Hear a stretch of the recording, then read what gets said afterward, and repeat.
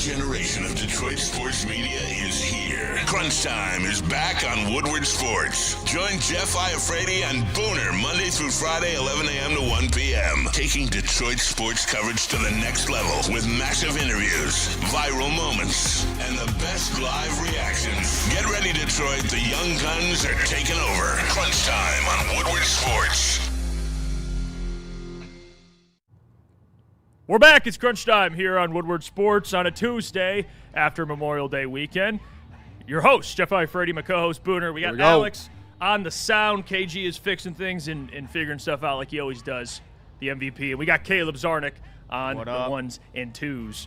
We are back. Hopefully everyone had a good Memorial Day weekend. I know, I think people forget what Memorial Day is about. And as much as we had fun and I was on the water, we're going to talk about it.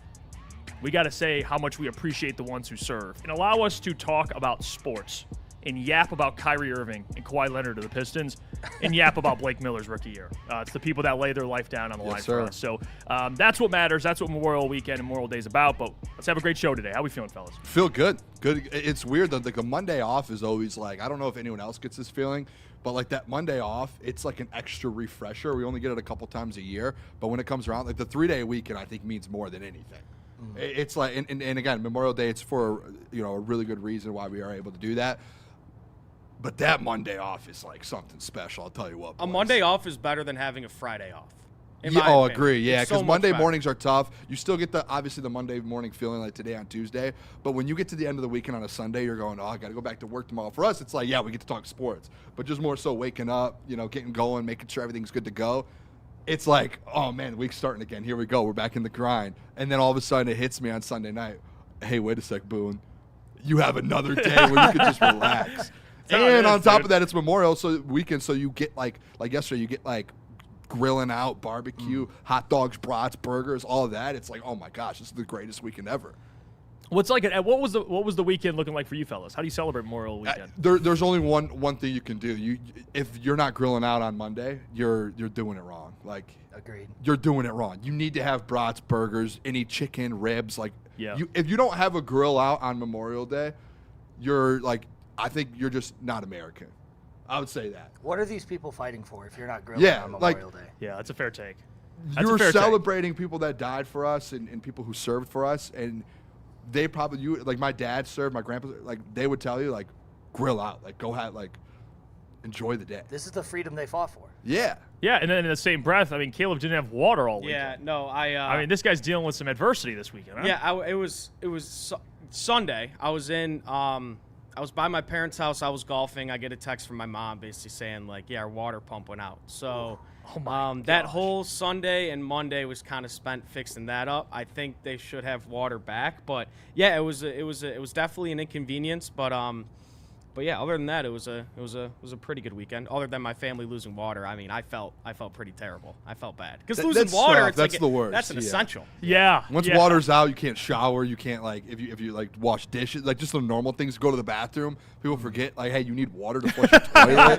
Like if I have to go to the bathroom, once I have my morning coffee, I'm instantly in the bathroom. Actually forget how much you use. I think it's like you're so used to it. Yeah. When your water pump or something's broken, you're like, oh no, this is a disaster. We are spoiled pieces of what. Well, this week I was on the water. I was on the water yesterday. That's another way to spend Memorial Day, I think. I was on the water. Grill out? No, I didn't grill out. I was on the water all day. I feel like that's just as American. You're on a boat in the water. I guess so. It's a Midwest thing. I guess so. Yeah. It's definitely a Midwest thing. I was on Lake St. Clair, went out, was on the water. It was a beautiful day out. I got a little bit of tan. It was nice. I enjoyed it. And I'm so ready to be back. I know we got OTAs. We're going to talk about that as well. Like, there's just so much stuff happening. I know it's the off season, but you got OTAs, Detroit Lions OTAs. You got the NBA playoffs, which apparently Neil and Booner have a back and forth going about the Knicks and I'm just easy playoff I'll run. say this. I'm just realistic. That's all. Okay, so explain. So people that don't understand, so I'll give a little bit of the backstory. And by the way, you guys can I was up comment till 1 a.m. going back. We'll go and to the forth comments. with Neil. So we have a group chat thread here at Woodward Sports, and it's got everybody in it. So the thing gets blown up all the time with debates and news and stuff like that. Neil and Booner are going at it for a solid multiple hours. I mean, I checked this morning. I had like 150 missed messages. I was up till 1 a.m. arguing with Neil. Listen, this is the thing with and Neil said the Knicks have one of the easiest playoff paths, which NBA is history. okay. I didn't disagree with him on that, but this is where my issue falls with Neil Rule. And Neil knows this. We talked off camera over there a little bit about it, and he was like, okay, Boone, I kind of get it. First off, I keep getting these comments and people being like, Neil's, what is it, the tone? The tone, I'm starting to realize the tone. All that the tone is like there for. It's like you guys like to watch those movies where it's like an alien invasion and that light comes above and like and it goes over people and it like convinces them something and they're like I don't know, what's the word? They're like brainwashed, yeah, like transfused or something. They're brainwashed. Brainwash is a perfect word. That's what Neil's tone is. It's I'm going to brainwash the fan base that isn't as smart as others. Hey, Neil just reads facts off a screen. Yeah, and that's for what he some, said. but for some, no, it's not facts off the screen, really, because there's no facts that he was saying last night or even today. It's really just his opinion where he really brainwashes his fan base, where it's like, hey, yeah, was it an easy path for the New York Knicks? 100%. Are the New York Knicks fans losers for celebrating in the street and putting a flag on the top of a building for winning the Eastern Conference Finals in a weak Eastern Conference? 100%. The Knicks fans. So I can agree with Neil on every single step of that. Where I disagree with Neil is, and he goes, well, I didn't bring the Pistons up. This is where accountability comes into play. Neil says I hold the people, or he holds the people accountable. Someone who holds Neil accountable? Who does it? Well, guess what? Woodward Sports 2.0. You know who's going to hold Neil accountable for going forward? I will do it. And now last week, Neil Rule boosted up the Cavs team, talking about, hey, they got all these shooters. They're better. It's a tough loss for the Pistons. It's not a failure because the Pistons lost to a good Cavs team. But all of a sudden, 7 days later, the New York Knicks sweep the Cleveland Cavaliers, and guess what's happening? They're bad. All of a They're a sudden. bad team. It was an easy path. Well, Neil Rule, this is my only point. I don't like the Knicks. I don't like the fan base. They're a bunch of losers who are celebrating to go to a finals. And I don't and I agree it's an easy path. But at the same time, if it was such an easy path for the New York Knicks, guess who the Pistons played and got knocked out by? The Cleveland Cavaliers, who was a 4 seed that the Knicks just swept by an average of 19 points per game margin of victory. That's the point. And if you guys can't see that as Pistons fans and be a little like, that sucks. Like, they just swept the Cavs. Why couldn't we beat them in a 7-game series? I don't care if they were tired or what it was. You had a 7-game series. They beat them in 4. So it was supposed to be an easy path. Like, Neil's like, well, the Knicks played the 7, the 6, and the 4 seed. Guess what? The Pistons had the 8 seed and the 4 seed that you just lost to, and they just swept. I'm not here as a Knicks fan, but I'm here as a Pistons fan being like, everyone needs to sit down and shut up and sit there and just take it, and we have to suffer that the Knicks are in the finals. We have to. We have to go through that. But we can't be an arrogant fan base and sit up here on the desk and be like, oh, Knicks aren't nothing. They haven't won since then. Like, dude, we're sitting at home. I saw Danis Jenkins post an Instagram post of him in Cancun. Like, dude. Let the guy have his off. He can have his off season, but we can't sit up here and go at the Knicks fan base or the Cavs fan base when we're in Cancun too. And then you can't be like, well, it's an easy path for them. You lost to them. It's like, it's such a simple formula. And in my mind last night when I'm texting Neil Rule and we're in this group chat, I'm just like, how is this not being understood? It's like the simplest fact of all time. If we're going to call it an easy path, them beating the Cavs, the Pistons had the exact opportunity and they blew it. Now, I told Sean too, I said, listen, I know I said failure of a season. Regular season, not a failure because guess what? Dude, they made a massive jump. Obviously, a couple years ago, they went from 14 to 40 to 60. That's incredible, dude. I give them all the credit for that. But when you're a 1 seed, you're a 60-win team, and you're in the playoffs, and to Neil, listen, I'll say what Neil said. It's an easy East and an easy path. If you're a 60-win team in the 1 seed, you should at least minimum be in the Eastern Conference Finals. That's it. That's all I ask, dude. I'm not asking for them to win the Eastern Conference. I'm not even asking them for win the finals. I'm just saying you should have been playing in this series last night. So what are we allowed to sit up here and say? We can't sit up here and say it was an easy path when we legit lost to that team in 7 and got blown out by 30 at home.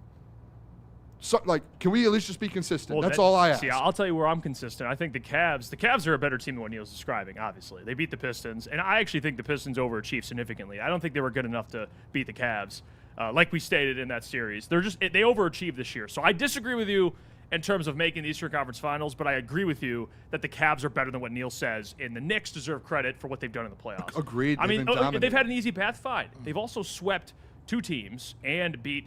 They lost twice to the Hawks, and I believe it was by 1 point each. Caleb.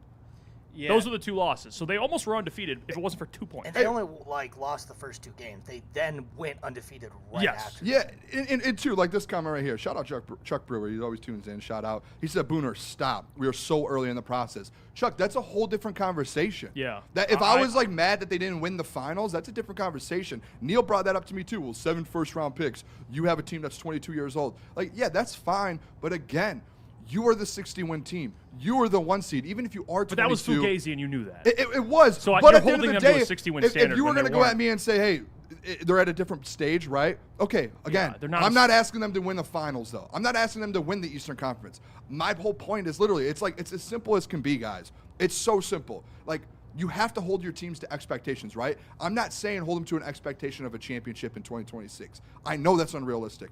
I'm just saying, as the 1 seed in a 60-win team, and if the path was easy, you should at least have been playing in the Eastern Conference. And if you lost that series, okay, I'm not saying it's a failure of a season.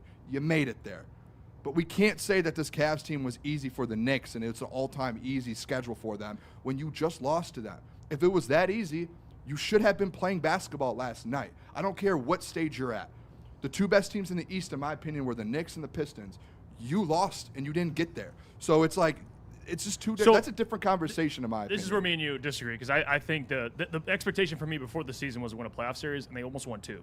So, like, I'm happy with what they did. Which I'm not is even fine, mad about but it. in my opinion, like, they did made it farther than I expected them to make it. but if it's an easy path and the Cavs were as easy as let's Neil's talk saying about it, away from you Neil. should Your have been opinion. playing You think it. it's a failure of a season away from Neil's opinion. I think it's a failure. I'm gonna say this. It wasn't a failure of a regular season as a whole. It was a failure of a postseason. How? Looking back to see how easy the path was. It's not easy. The Cavs. The you Cavs should've are a beat good the team. Cavs. The Cavs are a good team. After seeing the Cavs get swept by They're the Knicks, better than the Pistons. No question. No, I don't think so. I think you were the better team and you lost. If we were the better team, we would have played basketball last night, to your point. But again, They lost. that's why it's so disappointing, and lost. that's why it's a failure of a postseason because you were the better team and you weren't playing. But I basketball don't last think it's a night. failure of the postseason. I think I think the goalposts just get moved on the expectations. The expectations were, like you said, to win a playoff series, to do better than we did last year, right? I don't think that it's a failure of the season to go 7 games with the Cavs, a team that has more experience, better shooters, not as many gaps as we have on our team. I do think the Cavs are a more complete team than we were when it came to the postseason. They're a better team. Guys, I get what you guys are saying, but this is a simple formula. Like someone in the chat, Nor Lifestyle said, how did the Pistons lose to the Cavs, man? Guys, Because the they're not Knicks better. just beat the Cavs in 4 games by an average of 19 points per game. Go on, Caleb. And you get and I know what you're gonna say. Well, the Cavs were worn out because they went 7 games. No, with the that's Pistons. not what I'm gonna Don't want to say. hear that. Don't care. No, It's that's the not what I'm NBA. going to say. I just think the Knicks are playing their best basketball No question. they've played all year. They look at a guy like OG Anunoby or a guy like Michael Bridges, who struggled this year. He's hitting the open shots. OG Anunoby shooting 60% from the field, and he's scoring 20 points a game. Jalen Brunson right now is like their 3rd best offensive player. They're playing and I'm on your side, Booner. Like, I don't think it's the Knicks didn't have an easy path. They're just playing the best basketball they have. They would have all swept the year. Pistons. But Yeah, guys, they but would have this beat is the Pistons thing. in Like, 5. am I sitting in game, that's crazy fine. world? By the way, like.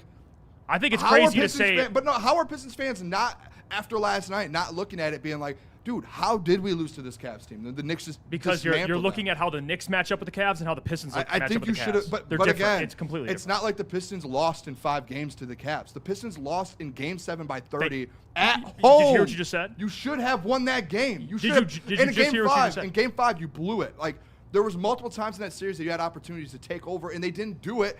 And it's like hindsight looking back. I know people don't like hindsight, but when you watch the Knicks sweep It's them, the same team that was down 3-1 to the Magic, though, Booner. but either way, you should have You're won talking that. about a Pistons team. They were down 3-1 to the AC. Can we put in the chat here? I just want to ask the chat this: yes or no? Simple. Just put in the chat. overachieved. Should the Detroit Pistons have beat the Cleveland Cavaliers? Put that in the chat. Yes or no? That's all I want to know. I don't want to poll. I want to see comments in there. Yes or no? I want to know. That's Because different. that's it. That's a if you different feel question like they than should did have they beat the Cavs, Did they? then last night should have hurt even more. Okay. Your statement about the postseason being a failure is completely wrong. That's postseason being a failure is wrong. It just is. Like, I don't know how you look at this postseason and be like, that was a fail. Dude, when you look at how the failure. East was, you should have at least been playing in the Eastern Conference. You were a good team. You were a good team. I get it. I don't care about preseason expectations. We just want to win a series. When you win 60 games and you become the 1 seed, your expectations change. It's just like with the Lions when they won 15 games and people were disappointed when they lost in their first playoff But game. that's because that was a step back. That was a setback. The Pistons took a step forward this year. So how is that a failure? But if the Lions 2 years ago when they went to the NFC Championship, if they won 15 games that year, people would have expected them to at least go to the NFC Championship game. Yeah, but you're talking about. It's like, what do we not understand? You win 60 games and you're the 1 seed, and you guys are okay with 1 series win? Because you've watched enough NBA to know that the regular season amount of wins you win doesn't always correlate to what you're going to do in the postseason. The Pistons won the same amount. Okay, if this is what you think, if the Pistons and the Thunder both had around the same wins, and they should have the same expectations because they have the same amount of wins. They're both the 1 seed. That's fair. I disagree. I think the Thunder. I don't think the Thunder and the Pistons. That's what you're have the same arguing. expectations. 1 seed, one seed, hold 60 on, wins, hold 60 on. wins. Settle down over there, big fella. One side, the Thunder won a championship. When he's losing an argument, that's what he does. No, it's Go not. ahead, fire away, it's champ. literally. I can mute his mic, He Jeff, said if you champ. want. Come on, man. Fire away. Come on, man. Because that's ridiculous. No one believes There's that. definitely different expectations, but when you're in the East and the West, it's different. The East is way easier than the West. Dude. In the Thunder expectations is to win the NBA Finals. The Pistons, I'm literally just asking, hey, if you win 60 games and you get and you end up getting the 1 seed, dude, can we at least get to the conference finals? If the East is so easy, why were the Pistons down 3-1 to the Magic?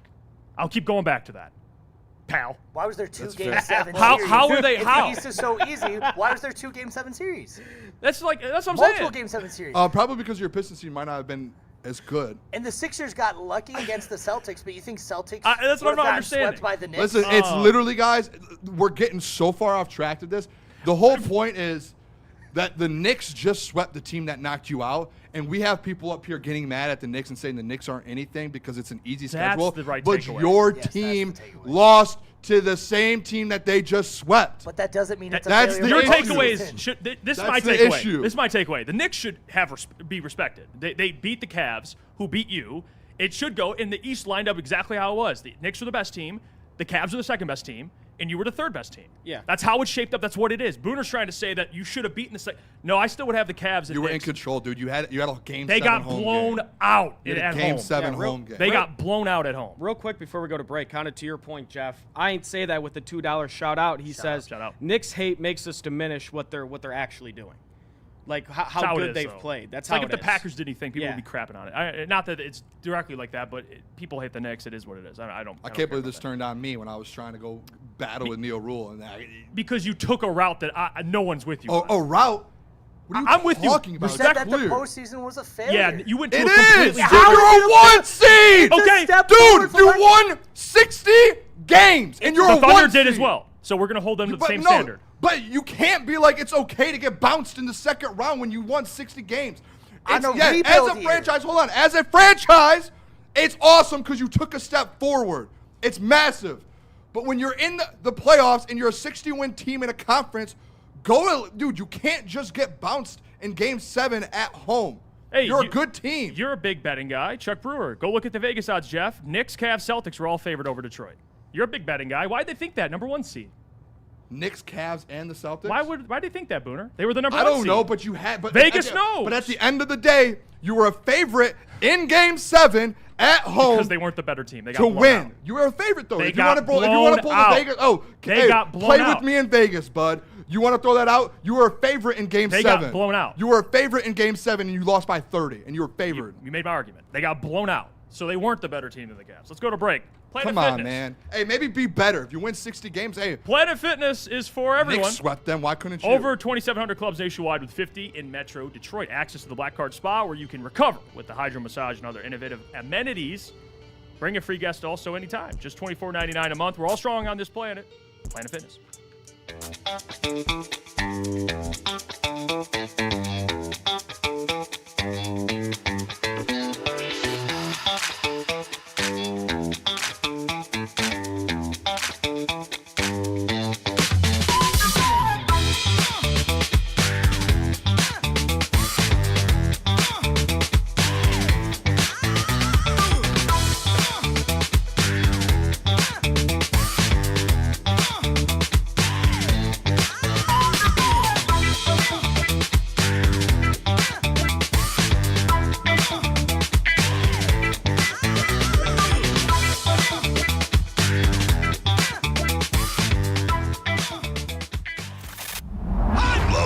Sports? Love wearing clothes? Then you should be wearing Woodward Sports clothes. Check out our full line of merch at woodwardsports.com. Just click on shop. We have all your favorite designs, like Dan Campbell kneecaps, Woodward golf, and of course, our own logoed out merchandise. Men, women, infants, kids all love Woodward Sports. Impress your friends. Impress your boss. Impress your dog. Buy Woodward Sports merch today.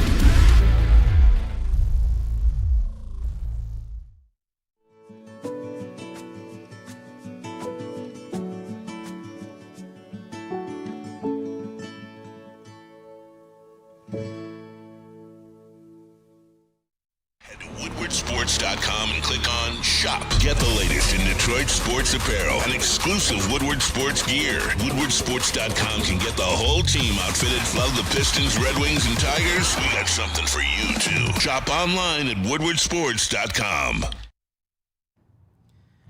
Let me tell you about Massage Chair real quick. Looking to take your relaxation to the next level? Then you've got to check out Massage Chair House in Bloomfield Hills, the largest massage chair showroom in the Midwest. They carry top brands like Infinity and Osaki, making it the go-to destination for premium comfort and cutting-edge wellness technology. Be sure to visit Dr. Eric Duncan, the Wellness Doc, creator of the #1 YouTube channel for massage chair reviews at the Wellness Doc.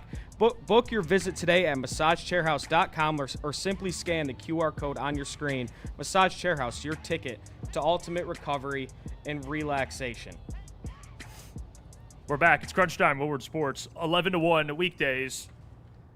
I'll say this. Go ahead. Let's start off with this. We got Pistons talk for a little bit today.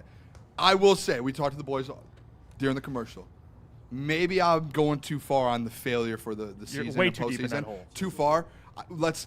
This is why I said we're getting off track, and I get now why we got off track because I said the failure. I want to get it back on track here just for a second. Let's just get back on track on the Neil Roll thing. Yeah. All I want, and I think fans can agree with this because I do see a lot of people in the chat be like, can we just hold our teams to accountability? That's it, right? All I want from Neil Rule, if you're not going to hold the Pistons accountable last week versus the Cavs, why are we holding other franchises so accountable with the Knicks? That's all I asked for. Yeah. And I think that's, honestly, I think that's a genuinely fair reason. And that was my argument with Neil last night. That was when Neil brought it up this morning on the show. That's all I'm asking for. Hey, if we're going to sit up here on the desk and as a fan base, can we just hold teams accountable a little bit? That's it. Like, we can't last week be like, hey, everything was just fine. It's all good. They're 22. And then the next week be like, oh, well, it was an easy run. It was an easy run for the Knicks. But they played the Cavs, with the Pistons lost to. Like, we can't act like, I get you. Like, to your point, if you ranked right now, like, take seeds away. Neil's talking about, the 7, the 6, and the 4 seed. Take seeds away, and you rank the teams. You are putting the Cavs probably as a top 3 team in the East. So it's like, did they really lose to a 4 seed? Probably not. They lost to one of the best teams in the East. Yeah. Or they beat one of the best teams in the East. So it was a tough team. Yeah. And they swept them, too. I'm with you on that take. That's my literally, like, if people in the chat who are like, Booner, you're yelling, you're emotional. Yeah, I'm an emotional guy.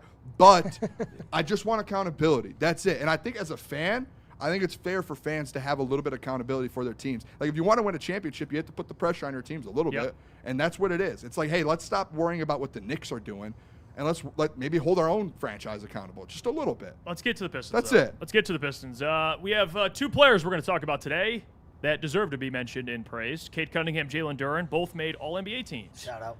Cade Cunningham, first-team All-NBA, and Jalen Duren, third-team All-NBA, now eligible for a 5-year, $287 million deal. Ooh, that's big. That is the reality. It's a problem. It's a problem. That is a lot of money. That is a lot of money for Jalen Duren, but we're going to talk about that today. First, I want to talk about Cade Cunningham, though, because he made the first-team All-NBA. And one of my bigger takeaways looking at that list is if you look at that list, that All-NBA list, all those guys got dudes around them. It's really where the NBA is right now, guys. It's not like it's not your father's NBA, or if there's people that are older in the chat, I'm sorry, I apologize. Then it's your old NBA. This is the NBA as it is right now. Even the top players who are All-NBA talent, like first-team All-NBA, like Cade Cunningham, even have guys next to them that are 20-plus point scorers, or they have multiple guys that are scoring in double digits. I'll go through each of the guys, and this is the reality of the situation we're in the league's in. Victor Wembanyama. Victor has 6 guys averaging 10-plus points a game. And De'Aaron Fox, who's a former All-Star. Victor Wembanyama, who could argue is the best player on planet Earth, even has a ton of help. Nikola Jokic, he's won MVPs. He's incredible. Every year he's one of the best players, if not the best player on planet Earth. He had 6 players alongside him, averaging 12 points a game, 12 or more. And All-Star Jamal Murray. So even Jokic, best player, looked at as one of the best players on planet Earth, has help on next to him. Shea, who's an MVP, 2-time MVP. He has 2 teammates averaging 17 plus freaking points. And one is Jalen Williams, who was an all-star. And then, do I have to even continue? Luka Doncic has LeBron. Okay, we'll just end it there. He has LeBron. And then Cade Cunningham had Jalen Duren, who was an all-star. But let's get real for a second. Jalen Duren's an all-star. Rank Jalen Duren among the other co-mates or running mates for the other guys. You have LeBron, De'Aaron Fox, Jalen Williams, Jamal Murray. Who are you taking? I mean, Where'd Jalen Duren rank on that list? Respectfully. Well, I agree, but at the end of the day, if the argument is you need all NBA players, Jalen Duren was all NBA. No, I'm saying the question is rank those among the co-stars. Oh, the other he's probably less. That's the point. It's not that Jalen Duren's a bottom. bad player. I like Jalen Duren. I like to keep him around at a decent price. The point is they still need a number 2 because OKC has Chet. Chet was drafted extremely high. Chet's really talented. They have a number 2 in Jalen Williams. Yeah. That's the reality. It's not even – I'm not saying this to poo-poo on Jalen Duren. I'm saying this to say he's not enough by himself unless he does become – Booner's going to hate this – Bam Adebayo. But if he doesn't do that, you need a number 2 guy. And even if he does that, you probably need a number 2 guy. But the takeaway I had looking at that first team, Cade needs more help, man. Yeah, I think it's not even the type – I don't think it's hey, Jalen Duren's third-team All-NBA, you have an All-NBA player. I think it's the type – to your point, I think it's the type of All-NBA player you have. Yeah, they're all guards. Is it a guard as a scorer? That's been my point Or for the wings. last year, kind of with the Pistons. Is in the last, especially when we had the conversation over the last few months about paying Jalen Duren and to pay him the max $40-50 million. And my point with that has always been, hey, I would rather pay a guard All NBA player $50 million than I would pay a kind of a back to the basket big that catches oops and gets offensive rebounds $50 million. And I think that's the point. If you're going to kind of go through that process and say, hey, how are we going to create our franchise moving forward? I would rather pair Cade Cunningham up with either a wing or a point guard that can go out there and get you 20 a game and is on that All-NBA team, but can also go get a bucket, ball in hand. He's that type of player. That's been my issue, and that's where I kind of hesitate with the Jalen Duren thing. It's hey, what was the price for Jalen Duren? 5 years, $287 million. What is that average a year? Oh, making me do some math here. Well, AAV. What would that be? AAV? That's 60 something. Maybe 58. 57.4. 57.4 right now is Jalen no Duren's way. max. There's just a 0% chance. And the issue you run into now is you originally didn't think he was going to make an All-NBA team. The price, his top price was around $50 million. You could, hey, we can negotiate to get around 40 maybe. Now it's 58. Now it's up there. Well, now you have to negotiate almost 20 million below if you want to get him at that 40 million number. I think right now you have to say, hey, JD, I know you hate to see this or hear it. Go test the market. But here's the problem. Go if see you if test someone the will give that to market, you. someone could easily give him 50 plus. And if someone does that, then you make the decision. But you got to what happens? You have to let him test the market. You can't just give him the deal right now. And tomorrow on Wednesday morning, you're like, hey, oh, you got your max, your All NBA, we're giving it to you. You have to allow him to test the market because if he doesn't get that full max from a different team, all right, now you have some leverage to maybe get him at 45. Let me get to some comments here. Shoe Print in the chat. Appreciate you guys. I'll read the comments here. Shoe Print says, Duren could do 25-10 next season. Nobody will care because he has to prove it in the playoffs. Yeah. This is true. That's true. It is true. At the end what of does he do in the postseason? This is what I give back to the Knicks thing, Jalen Brunson, so much credit because he's a great player, but in the playoffs, he isn't even better. His postseason performance. He turns it up, dude. So that's insane. where you get your money. You got to what you do in the postseason is how you get paid. Chuck Brewer, my guy, he says they need a second option like Harris was for a bit in the playoffs. When he was scoring 20, the team was so different and much better. But you can't expect that out of Tobias. He's not saying that, but a guy like that. You need a player with that type of style, yes, but you need him at like a 40 million. They were better when Harris averaged 20. To show you they need another guy who can do that. Yeah. And imagine if Duren was better in the playoffs on top of that. Yeah, someone said too, Shoe Print said, if someone gives him 50, let him walk. I agree. I think the price, I honestly, before he made All-NBA, my price was, I think a lot of people were like the 40 million is the cutoff. Well, I want to know. I think it's impossible to get him at 40. Put in the chat too right now, and we could put I don't know what the poll would even say because there's so many numbers. You don't have to put a poll up. Just say your cutoff. Everyone in the chat, what's your cutoff for Jalen Duren? A specific number. How high will you go for Duren? Because I'm curious. This is crazy because before the playoffs started, I was crazy. People were like, Booner, you're an idiot. You're crazy. Because I said I'm not paying Jalen Duren any of that those prices. And people are like, what are you talking about? He's a great player. And then the playoffs come around, right? And then you start to see it a little bit more and you're going, wait a second. Is he really not that type of player? Like, can you not give him 45? Right. Now, all of a sudden, it feels like the narrative switched and 80% of Pistons fans are like, we're not paying him. So we have Chuck in the chat. He says 45. Joe Schmo says 45. Nicholas says 38. Danny G says 45.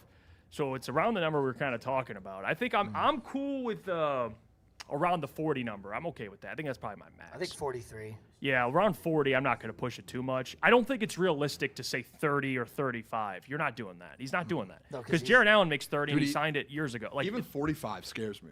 It's just how it's like what Neil. I'll give Neil a lot of credit for this. Me and him talked off air about it. Like it is, you got to look at TV deals, money going up, when the guy signed the contract. It's like, remember what we always talk about? Sometimes it's not always who's the best player. It's when you're up to do and get paid. He shouldn't get the max, but it's like, bro, like he's gonna make more than Jared Allen by like 10 million. Like it's just how it is, bro.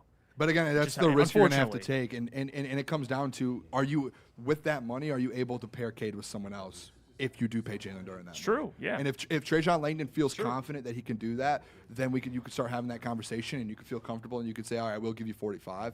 But if you can't, like that's the issue I think a lot of fans will run into is if you make that deal with Jalen Duren and then all of a sudden you can't pay another number two, then you're in a spot. You're in a bit of a pickle and you kind of put yourself in a position where it's harder to win a championship versus the Thunder, versus the Spurs, versus the Knicks that are in it right now. Like it makes it harder to compete with them if you're paying a Jalen Duren type player that much money and you can't afford someone else. Let's get back on track. We'll go to break. We get back. I'll get the boys' thoughts on Jalen Duren. We'll talk about a surprise Detroit Pistons trade.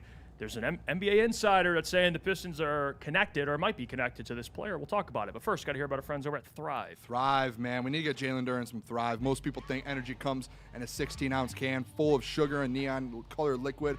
But you know better. It's time to upgrade your game with Thrive Energy pouches. It's not your daddy's dip. It's a tobacco-free, nicotine-free mental powerhouse packing 300 milligrams of clean and smart caffeine, including alpha GPC, L-theanine. You get no jitters, no sugar crash, and zero bloating. That's Thrive. It can be found online at dipstop.com, and you can use promo code WSN for 15% off on your entire order. Exclusively at all Market Fresh and Market Square locations. That's Thrive. Clean energy, zero distractions. They just effing work. Planet Fitness now has even more best-in-class strength equipment. Join today for $1 down and save. We're stepping it up. We're not slowing down. Finding new face, new focus. Love that new equipment smell. So, you in? Join the club today. Save when you join for just $1 down, $15 a month. Planet Fitness. We're all strong on this planet.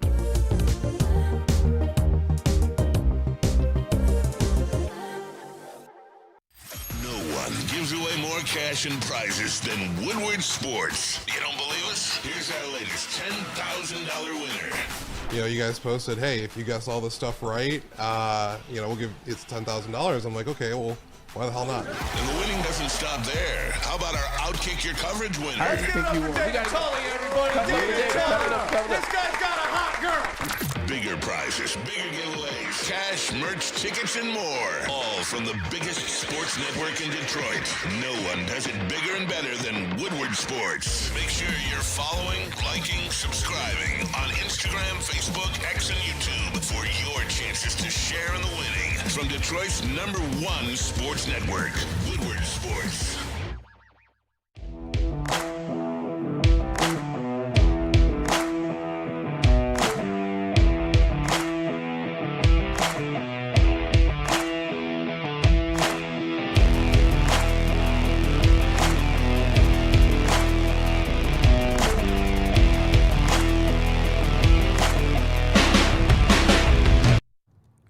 All right, let me tell you guys about one of the greatest places of all time. There are some regular sports bars, and then there's Art and Jake's, and nobody else can even come close on game day with over 80 wall-to-wall TVs, 22 draft beers on tap, and a menu packed with fan favorites. They've got exactly what you're looking for. Make sure to scan the QR code on the screen. You see it right there by my head? Right there. Scan that. Download the A&J mobile app today and join AJ's fan club and follow them at Art and Jake's on socials and find a location near you today. We're back. It's crunch time here on Woodward Sports, 11 to 1 weekdays. What are you laughing back about? on a Tuesday. What are you laughing about? John Lord does an excellent job with these graphics he makes. He finds a way to cook them up. I don't know if it's AI or I don't know what he's doing, but John he's quick on it, man. He's very, very quick. And he actually made one of you, Booner. Oh, here we go. Yeah, well, Booner's the new Here we man. go. Am I like Spike Lee or something in this? Well, you were talking earlier about Neil Rule, and you had an opinion on Neil Rule, and he decided to make a cool graphic describing the whole scenario. I really hope that John effing Lord isn't one of the Neil Rule. It's Booner. Yes. And it says, people, Neil's tone is brainwashing you. Someone's got to say it, right? I love Neil to death. And you know what's crazy, too? Me and Neil, since we've been back last week, I told Neil this. Shout out John Lord, man. Shout out to John Excellent work. Lord, man. He's an absolute legend. Keep making those and sending them. Neil told me last week, I think it was like Friday or Thursday or Friday, maybe it was the Bourbon Friday that got to him, but he looked at me and he said, Booner, me and you might be the most alike than anyone here. He said, me and you are a lockstep with a lot of things. And I did when I walked in here to the studio today? I said, Neil, remember what you said? Me and you are the exact same. Me and you are the most lockstep than anyone. And I go, I'm disappointed in your Knicks steak right like today. And he was like, all right. You hit him with the disappointed. Yeah, I did. And I love Neil to death, though. But, hey, come on. Sometimes it's like, hey, shine the light. Mm-hmm. Don't get brainwashed by the tone. I'm telling you, you guys could have like a rage bait-off, honestly. He can't break Neil. Me and him might be the most alike, to be honest, out of it. Yeah, here. Neil does. It's like Stick, actually, honestly. Stick's in that guy. I love Stick. Shout out Stick, but they don't lose. They won't admit defeat. It's like the get right on Friday. I came in here, I said, Neil, what's your get right the last 10? And he wouldn't say it. He goes, but all time. See? And then it loses. And he'd be a great politician, Neil. Yeah, and you know what he didn't mention this morning when I watched the beginning of the show? You know what he didn't mention? He brought up the Tigers Sunday doubleheader. Just did not say a word about the get right on Friday. You were here in the morning. You guys were here. I didn't hear a word about the get right the first open. Nope. Let's get to let's keep it going with the Detroit Pistons. We're about almost over halfway through the first hour. We still got Detroit Lions OTAs we're going to get to. Got a lot of Lions in the second hour, but I want to spend some time on this rumor from, I want to make sure I get this right, Brett Siegel from Clutch Points. He's a national NBA insider and reporter for Clutch Points, and there has been a report that he put out that says the Detroit Pistons have their eyes on Kawhi Leonard should he become available this summer. Per Brett Siegel. Booner, you started this, and I like it. On the record, you started this came from you first. I would like this to, last week, to be on record. Yeah, I would like to. I don't like to ask for credit all the time, but I would love to take credit on this one. Last Tuesday, Booner said, I got a surprise trade for you all. Didn't tell anybody in the studio until it popped up on the back wall. And I'll say this. No one in this room liked it. Everyone told me I liked it. You were like, okay, but everyone was like, I would rather have Jeff's Giannis one, or I would rather have, what's his name in New Orleans, Trey Murphy. And I'm like, guys, Kawhi just, you guys want to know something crazy? Did you guys see the All-NBA team this week? We just talked about it with Jalen Duren and Cade Cunningham. I'm pretty sure Kawhi Leonard was second team. But I thought he didn't play. Thought he was always injured. I think he played more games than Cade this year. Yep. Thank you very much. So for the people who are like, he might not play, he might not. You're getting an all. Jeff just talked about adding wings and adding scorers that are on the All-NBA teams and adding another star to them. Guess what? Jeff just set himself up very well for it. Kawhi Leonard, second team All-NBA this year. You just found your co-star. Let me give you a number. Chat, you're included. 250. You know what that means? Anybody? Any guesses? No. 250. Is that what Kawhi's making? It's a good guess. 250 missed games the last 250 4 years. missed regular season games for rest and preventative care. Not rest and preventative care.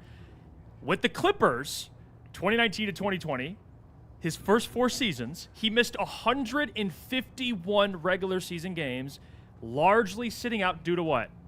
Second nights, back-to-backs, to keep his knee healthy. I'm not a doctor, and maybe there's someone in the chat that is a doctor. Do knees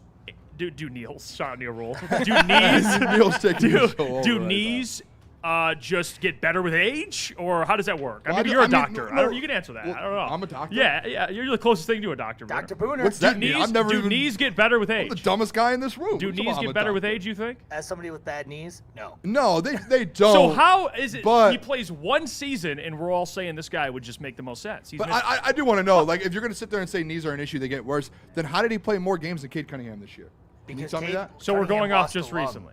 That's what all I have to go off of. How about you take Cade's last 4 since he's been all I have to go off of Kawhi's is the last season when he just was an All-NBA second team, played 60-plus games, and he averaged, 25 a game?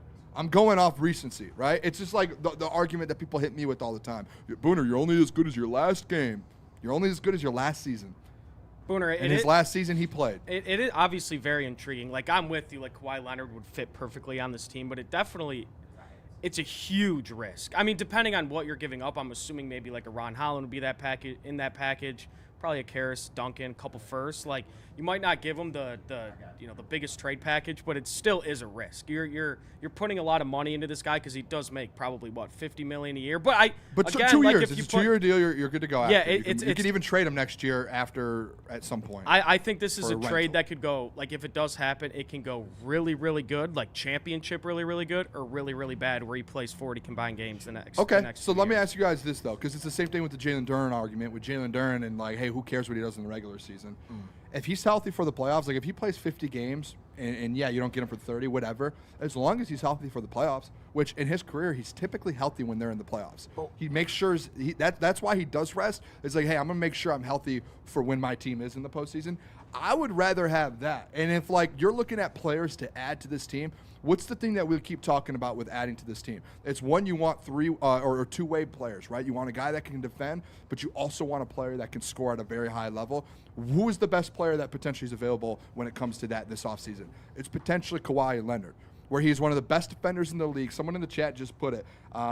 Someone, I can't find it right here, but someone in the chat, whoever it is, I apologize, shout out. But he just said, basically, imagine your defense with Kawhi Leonard, Cade Cunningham, and Asar Thompson. That's elite on the wing. Paper, that's elite. You're not wrong. And then offensively, you have a 25-point per game scorer, you have another 25-point per game scorer, and then you have Jalen Duren there. On paper, you're not wrong. But in the world we live in where we're breathing air, you're wrong. I let would me be explain lying why. if it's not a Let me concern, explain, though, about the 'cause injuries. Lucas I would just be said lying. It is. It's not you. It's not just you, because Lucas is in the chat. Shout out Lucas Klotz. He said, well, if he's Shout out healthy for the postseason. Well, let's go through that, shall we? So in his career, he's missed 51 playoff games, and let's just go back to 2024. He missed 4 of the Clippers' 6 postseason games with right knee inflammation. 2023 missed the final 3 games of the first-round series because he had a torn meniscus. 2022 missed the entire 2021 season because he tore his ACL. And so we're going back to playoffs. He's missed games. So I understand the argument if he's available for the playoffs. Well, the problem is he hasn't been available that much for the playoffs, either due to right knee issues. And he's 36 years old. Like, I love Kawhi Leonard. I think if you took Kawhi Leonard as a player, it's a perfect fit. I agree with Booner. But, like, those things you have to consider if you're just forking going to up. leave out the 7 games he played, though, in 2025 in the playoffs where he was healthy. So, again, the most problem is recent- not the of course he's going to be healthy playing a player games. The problem is there's examples where he's missing a lot of games. Yeah, due to his like knee that's the issue. risk you're going to take. And It's a massive listen, risk. I will say as well, I'm not going to sit up here and lie and be like, oh, you're going to get him. He's going to be perfectly healthy for 82 games in the playoff runs. Like, no, we all know that. It's just like Is the baggage worth it? It's the same thing where if you get a how much you veteran have to give up. Yeah, in my opinion, I would be willing to take the risk of a Kawhi Leonard being healthy for a playoff run with you alongside Cade Cunningham than I would be taking the risk of maybe like a Kyrie Irving who hasn't played in, a year and a half. Like, I would rather take the risk of a Kawhi who has won 2 championships as essentially, especially in Toronto, as the lead guy. Where Kyrie, he did it with LeBron, and recently he just tore his ACL. He's been out for 18 months now all of a sudden. So I don't know. I like, if I had to take a risk, like, you're gonna have to take a risk at some point. To me, it's like, dude, I would do it with Kawhi, and you probably don't have to break the bank to do it as much as you would maybe You another don't have to break the star bank, player. but you are losing play. Like, you're not getting Leonard without losing Robinson, and I don't think losing Robinson is. But you enough can of that add risk. a shooter like Duncan Robinson. Yeah, in free I agency. get that. I understand. But You who probably are you replace. gonna add? There's so many shooters in free agency. I think you Luke could Kennard replace is a a shooter shooter. you can add in free agency who's going to be the same My price. problem or is cheaper not than the Duncan. trade package. It's just the risk that comes with it that the Pistons got Would you away. be at some point, Because guys? of the risk is this is I understand taking risks. Trust me, I'm on your side. This is like massive It risk. is, but with this like is- with it's like a the- high percentage it fails, and there's a percentage it It's doesn't. the same thing like with Brad Holmes with the Lions, where Lions fans wanted him to take risk at trade deadlines for players. Calculated risks. I think this is one that you can. This is you should be willing to take. This is a Hail to me. This Mary. is a little. I don't want to say foolish. That's a little too much. But like, By the way, too, someone said I don't think he would want to come to Detroit. Guys, Well, did that's you see the the other- video of him and Cade? that's the other angle. I'd be. It's not even about coming to Detroit. This is the other angle I was going to get into before we go to break. I'm curious if Kawhi, because I know for a fact, and and Caleb, you can correct me if I'm wrong here. The Clippers, if they trade Kawhi, they're going to work with Kawhi on that. They're not going to just dump the guy. He has a great relationship with the Clippers, and he lives in LA. He's from LA, so he has a house out there. If they say, hey, bro, we can get you to the Pistons, he's going to be like, hell, I'm not going I don't back to the think so. I East Coast. disagree. He was with Toronto for a Disagree. year and got the hell out of there. He doesn't want to be out here. I don't think he has 2 years left on his contract. He has so many championships. Yeah, but that's probably another reason. Willing to do it. That's another reason why he probably doesn't want to. He might just want to go off into the sunset. Yeah, he's won how many championships? He's won championships. Yeah. Before we go to break, though, I got a couple super chats I want to get into. Shout out Dante with the $4.99. Shout out. He said, "Let me make this thing effing simple. The Pistons were up 2-0 against the Cavs and choked it.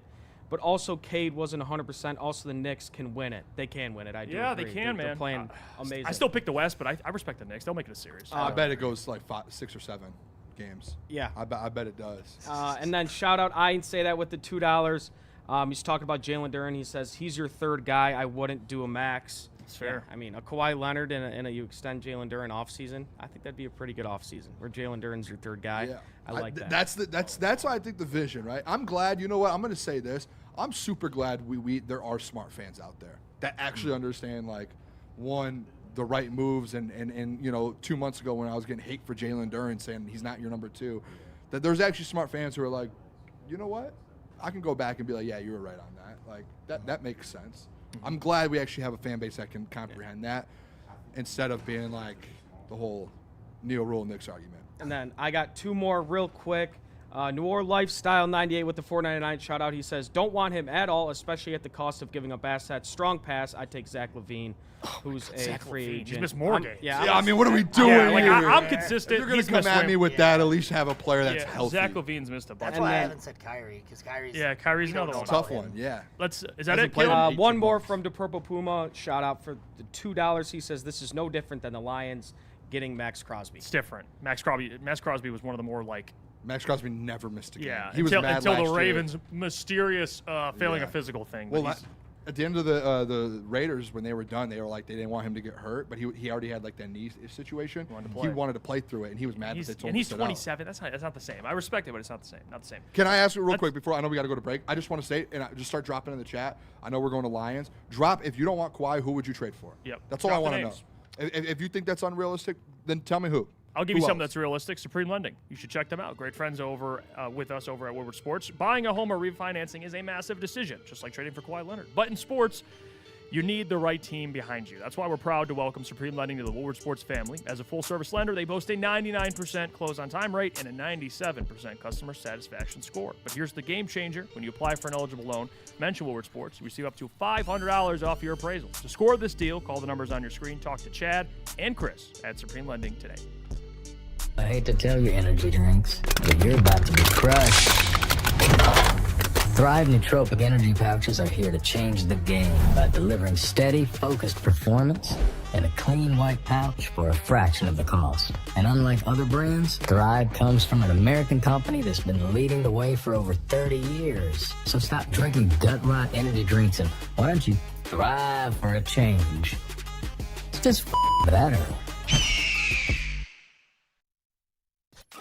A ton of fun, a ton of sports, and a ton of man meat. Welcome to the Woodward Heavyweights, live daily 5 to 7 p.m. on Woodward Sports. Some days call for light, others lean bold. What about everything in between? All Day IPA, the easy choice for every day. Citrusy, crisp, refreshing. Flavor you can float with. Light on the hops, big on refreshment. One's great. 2, even better. Brewed with you in mind. No shortcuts, no fuss. Big on flavor, never too much. All Day IPA. Hop into easy. I'm honored to tell you about our friends over at Founders, but specifically the All Day IPA, because it is one of my personal favorites, and this year also marks the 15th anniversary of All Day IPA. It's helped define the session IPA category, but its fans are what makes it best and made it last. It's citrusy, crisp, and refreshing with a perfectly balanced taste. And at 4.7 ABV, it's built to go the distance for the entire game. So next time you're watching the game, make it an All Day IPA from Founders. So please, drink responsibly. We're back. It's Woodward Sports Crunch Time on Woodward Sports. 11 to 1 weekdays. We're getting to some Detroit Lions in the second hour. If you're watching, hit the like button. Let's try to get to, where are we at? Caleb, how many likes we got? I think we're around 50 right now. We got to get to 100 likes. 150. We've been waiting to hear the karaoke from Caleb. If we get to 150, I think it's fair we finally get Caleb Czarnik karaoke. Yep. Smash that like button. It helps push the stream out in the algorithm, and we appreciate it. It's free. It's also free. It takes a second. Do we have a song, Caleb? I have a few in mind. There's a few I can do. I'm pretty versatile. I could do a ton of different genres. Honestly, whatever you guys. Can we get want like maybe like Kanye West? Oh, I'm boy. kidding. I'm Oh, kidding. boy. We had the conversation before the Get show me in about trouble. Kanye. I It's won't gonna get me in into trouble. Yeah, Ella Langley. Oh, I heard Caleb's an Ella fella. Maybe that could be. Ella a fella. Look, I'll Is say that a this. I'll thing? say this. If you're not an Ella fella, fucking get real, man. All right. Yeah, Is that a thing, Ella fella? Yeah, dude. She's good looking and she's a good singer. All right. Maybe some Morgan Wallen, Caleb? I could do some Wallen, but that's also controversial as well. I'm gonna Is try. he, I'm gonna is try he to. controversial right now? Are you a wall man? Is that what they're called now? I just made that up. I don't like that one. Something. Maybe Caleb could maybe rip Book some shelf Morgan that Wallen one. for sure. Yeah, definitely. Let's get to some Detroit Lions. Maybe Come on, and now. wonder for the likes. We'll see. Maybe he sings Morgan Wallen or Ella Langley. But smash the like button. Let's get the Detroit Lions OTAs. They start this week. They start tomorrow. Go for the rest of the week. Well, until Friday, and then they come back in June. And this is where things start happening. Storylines come out of OTAs. 4 straight weeks of We're OTAs. We're gonna have some OTA related conversations this week, which I'm very excited for. Today we'll kind of talk about storylines, but we're gonna get into cut candidates and breakout guys and stuff like that. Throughout the entirety of the week. But we'll just start with OTAs, and there's a lot of different storylines you can go into. And, for me, I'll go off something I'm looking forward to. We'll go around the room. So for me, a storyline that I'm really focused on this week, and I'm sure there's some layup ones, but I'm going to go right into something I've been thinking about, and it ties into a take I have later in the show. It's the nickel position. Because one thing we know about this defense, or one thing we can maybe assume about this defense, is that Calvin Shepard is going to make some changes schematically, at least based on the free agents they signed. And when Lions Collective, I got to speak to Brad Holmes. He kind of hinted about maybe some versatility in the defense on top of Dan Campbell, what he said about the versatility and what they can do on defense at the owners' meeting. So I'm just kind of basing it off of the fact that those guys kind of spoke about it. I think the defense is going to go through some changes schematically. They signed some nickels, and there's some guys that Christian Izien, Roger McCreary, Keith Abney, I know Brian Branch is injured, but when he gets healthy, do they potentially make him play some nickel there? I don't know, but the nickel position is a position that I think the Lions should be utilizing much more instead of a base defense because Anzalone's gone. But on top of that fact, I'm excited to see who kind of wins that battle. Yeah, I think that's the most – honestly, we had this conversation after the draft with Keith Abney, and that was something that we constantly were like – I think everyone kept going back to it. One, that was one of the biggest steals of the draft, not just for the Lions, but in the NFL as a whole. Like, everyone was like, how did Keith Abney fall to where he did? Like, he should have been a day 2 guy. Right. Potentially, everyone was looking at. So I think that's a steal in itself. And I comped it after the draft, Keith Abney, Jeff, to the Brian Branch thing. I know Brian Branch was supposed to be a first-round pick, goes to the second, so it's not as much with Keith Abney. But if you look at when Brian Branch went into OTAs and went into training camp, everyone was like, this guy's turning heads. Like, he's going to take – you just signed CJ he's taking CJ Gardner-Johnson's job. And there was no question about it. I think Keith Abney potentially could be in that conversation. When he starts playing and he starts getting into this team a little bit, Keith Abney potentially takes that nickel job. I'm gonna do something else, all right? My storyline, I think, going into this OTAs, especially this week, you're going to start hearing from players. You're going to hear from coaches this week. And then the next 4 weeks is going to keep following and following. You're going to keep hearing from these guys. I'm really interested to hear about the injuries. Like, where do guys stand with injuries? One, you could talk about Brian Branch. Obviously, he's probably not going to be back for a while. How's his development and how is his rehab going? But the biggest one when it comes to that secondary is Kirby Joseph. What is Kirby Joseph's knee like in OTAs? Does he feel good? Do they feel confident he's going to be at a high level? Like, where does Kirby kind of rank when it comes to, is he going to be the Kirby of the same Kirby we've seen the last 3 years? Or is he going to be a little bit down because of the knee? Other injury, this is a big one, boys. Sam Laporta, back injury. It's a big one. No one's heard about Sam Laporta for so long, and they end up giving him surgery halfway through the season last year so that he get back for OTAs and he can be back for training camp. Is Sam Laporta going to be at the level, that all-pro level? Can he move? Like 2 years ago, we remember when he was coming out of that all-pro year, we kept going to training camp, and he had that hamstring injury. And that hamstring injury kind of held him back throughout that whole year, too, that people didn't really talk about enough, that he was just constantly dealing with soft tissue issues and injuries because of that. I want to know if this back injury is going to hold him back. Like, are we going to get all-pro Sam Laporta, or is it going to be like a 70% Sam Laporta going into year 4? So, especially it's a contract year for him. So I think injuries in this, and as well, too, you want to know another injury, boys? Aleem McNeil. Mm-hmm. Yeah. Is he fully back? I'm tired of hearing Aleem's coming off an injury. All right.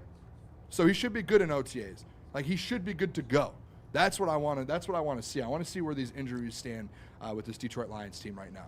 Yeah, for me, it's the biggest storyline I'm looking at is that left guard position, or kind of the offensive line as a whole. I know a lot of the people want to see the new offensive line with Blake Miller and all the new additions. I want to see what's going on with that guard position opposite of Tate Ratledge. They have like 6 dudes. Yeah, if Christian Mahogany's going to be taking the first team reps, if it's going to be Drew Scruggs, if it's going to be Larry Borum, I want to see. Yeah, hey, we'll Barch, see. There's a ton. I'm not saying Giovanni Manu. Let's stop with that now, Jeff. I think that one's over. I think we'll get to that tomorrow for cut candidates. But how dare you? But yeah, I'm looking at that left guard position to see where they're at, who's taking the opening reps, and kind of what their plan is at that. I know they're not full pads, but I want to see kind of where their head's at. Well, I think OTAs. I could be wrong. Eventually, I think it's just shells. Maybe. I think they're going to be in full pads at some point. I think towards the end they do. I think they gear maybe up. week 3 or week 4. Just for like mobility purposes. The think. training staff has them do that. What do you think, Alex? What are you looking forward to? Kind of sticking with the offensive side of things is just this offensive scheme. What we've got going on, right? So we've always been, running has been our focus. We've had great receivers, but, I said it when we first signed them. I'm really interested in the Gibbs-Pacheco switching on and off that duo. I think that can be great. I think Pacheco was one of the best signings we made in the offseason. He's got the experience. Now, if he can stay healthy, that's going to be the biggest thing, as he does have a tendency with injuries, but I think he's going to be great. And just kind of seeing what Kafka and Petzing can really come up with, and seeing what we're going to be looking at. We've got that guard position. I swear to God, if I see Larry or Juice on the starting lineup, I'm not going to be okay. Well, staying on the offense, Daddy G just said in the chat, Mahogany was one of the worst pass protection guards in the league. Even when he was healthy, people need to stop just writing him in at that left guard spot. I think it's going to be a battle. I think it's going to like the whole the Barch situation. I think Miles Frazier.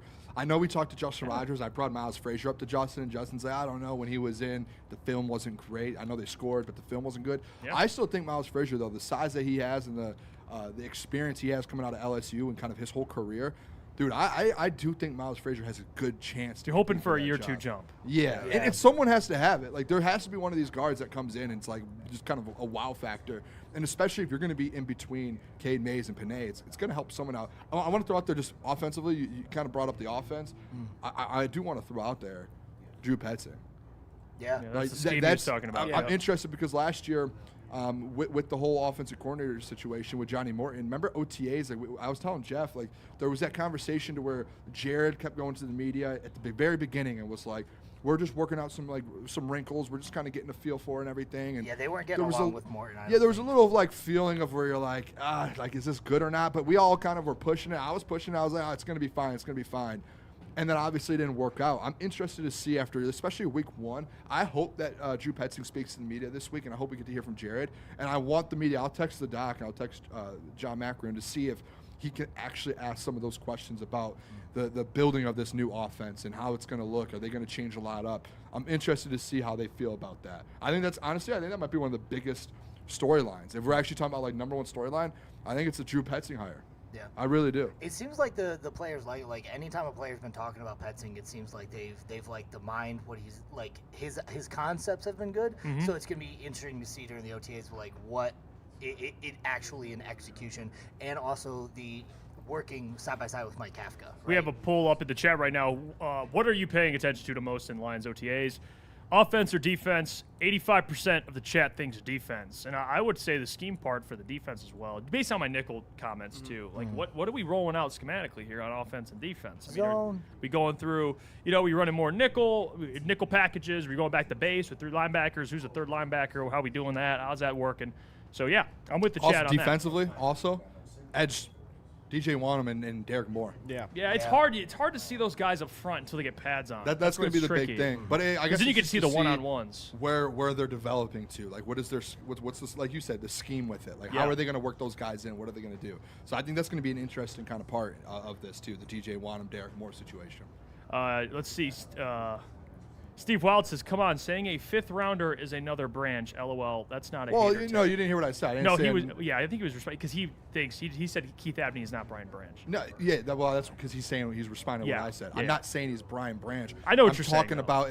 Come on, this is where somebody. If you're in the chat, at least listen before you type. Like, it's so simple. You got ears. God gave you ears for a reason. Use them. like you literally, like it's just more so of, hey, who's going to be the Brian Branch that was people were talking about in training camp. I'm not saying he's going to be an all-pro or that level of players, Brian Branch, but remember when Brian Branch entered training camp, they literally got C.J. Gardner-Johnson so that they had a nickel, and Brian Branch took his spot in training camp. Keith Abney, people are going to be talking about him. Is he going to be the level of Brian Branch day one? No, but that's going to be the conversation. It's going to be Keith Abney. That's going to be it. J.O.B., shout out in the chat. He says, marketed and hero, and we're good in the East with Kawhi. Just get everybody in the NBA. I love that comment. Let's go to break. When we get back, we'll get into some more OTA talk. We'll talk about the rookies. Speaking of Keith Abney, I got something to say about him. But before we do, got to hear about our friends over at BlackRock. BlackRock, let me tell you guys about it. Looking for the perfect spot to host your next party or get-together, head over to BlackRock Bar and Grill, home of the steak on the stone.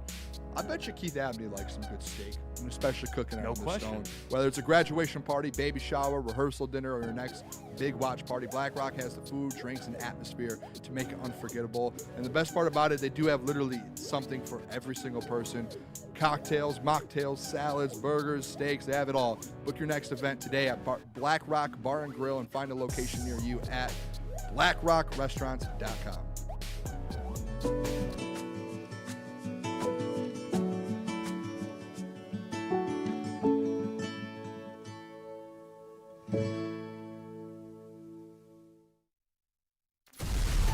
Has the best sports fans in the world. That's why they deserve the best sports coverage in the world. We are the Woodward Sports Network. This is a hungry bear. This is Carl and Jeff. Carl isn't worried because he has focused energy to spare thanks to Thrive energy pouches. Jeff didn't use Thrive when Carl offered. The bear is happy about that. Don't just survive. Thrive. Planet Fitness now has even more best-in-class strength equipment. Join today for $1 down and save. We're stepping it up. We're not slowing down. Finding new faith, new focus. Love that new equipment smell. So, you in? Join the club today. Save when you join for just $1 down, $15 a month. Planet Fitness. We're all strong on this planet.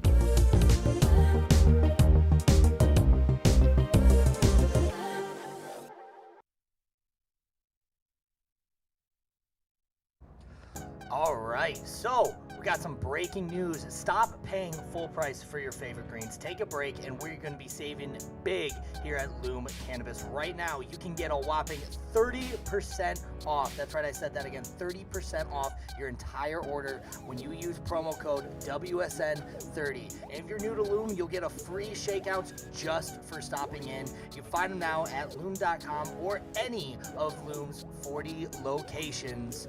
One of our great sponsors here at Woodward Sports. We're back. It's crunch time here on Woodward Sports, 11 to 1 weekdays. We're going to go to the chat because the comments are coming in here. We'll get to, let's see, Danny G says there's no way the Lions want to run three linebackers again because they would have re-signed Anzo or traded up for a top linebacker in the draft. Here's the thing. They did draft Jimmy Rolder. I don't think that affects them this year, though. I don't think Jimmy Rolder does a lot. I think he's just a special teams guy. Yeah. I get why people got excited because he is. Listen, I get it. Jimmy Rolder, maybe there's some upside there, but they're going to roll. There's no way. And I got a lot of respect for what Malcolm's been able to do. He was a starter a couple years ago and actually wasn't that bad. I don't see them putting Malcolm Rodriguez out there for a whole season and him starting. I think he's a good depth guy, good special teamer, and he could start on some teams. But I wonder if they keep the same scheme if they do feel comfortable with Malcolm Rodriguez. I mean, I feel comfortable. I love Rodrigo. I think he's a great player. I don't know if he's at that level though, to where you're like, hey, we're good to go. You can't go three linebackers. There's just no way. Yeah, and again, the Jimmy Rolder thing. He played really one good season at Michigan where he was a starter. So you're essentially on that, and I think Brad mentioned it too when they drafted him, that he was like, "Hey, we saw one good year." He was like, "I didn't even know who he was until last year." Yeah, and he's that's like a great 6th round pick by Brad. He even mentioned like special teams development, like that's a guy we can get in the building. He loves football. He's going to get better and better, and you have a really good special teams player out of him. That's what you're really year one at least, right? I don't want to say down the line, but year one, that's kind of should be the expectations for a Jimmy Rolder. Yeah, that's fair. I think. I think a 4-2-5 would make a lot of sense. I think they got enough DBs that they could probably make that happen. But there's no way, guys, right? They run three linebackers with what they got? I don't think so. There's just no, right? Right? I don't think so. Right? Come on, please tell me. Please tell me no. Please, someone tell me no. I think no. I like the idea of having a nickel out there too. I mean, look, I think they added you lose Anzo, but you added depth there at the linebacker position. But I don't think you have enough guys to run that type of defense. Like Derek Barnes and Jack Campbell are both going to be on the field, but I don't know. I don't think they have enough depth there to What scares me a little bit is that Kelvin Shepherd was asked this past year when we were at the combine. Yeah. They had that meeting with him, and we had a drink after with Doc, and we asked the Doc, like, what was Kelvin Shepherd saying? Like, what was the vibe from him? And he was like, hey, he wasn't budging on changing the scheme, which is obviously that's a vibe. But he did bring up, he was like, yeah, well, if I had a Nick Amon-Ra, I would, change my defense, and I would make sure he's on the field all the time. But he was like, he insinuated that they don't have a Nick Amon-Ra. Now maybe that is your Keith Abney. I don't know. Maybe that's your Roger McCreary. Maybe they feel like they went out and they added those pieces to kind of change their defensive style. Yeah. But I don't know. It was just weird to me a little bit that Shep was pretty adamant, it felt like, this offseason on, like, I'm going to stick to my guns. I like what we do and what we're about, and I like the type of defense we play.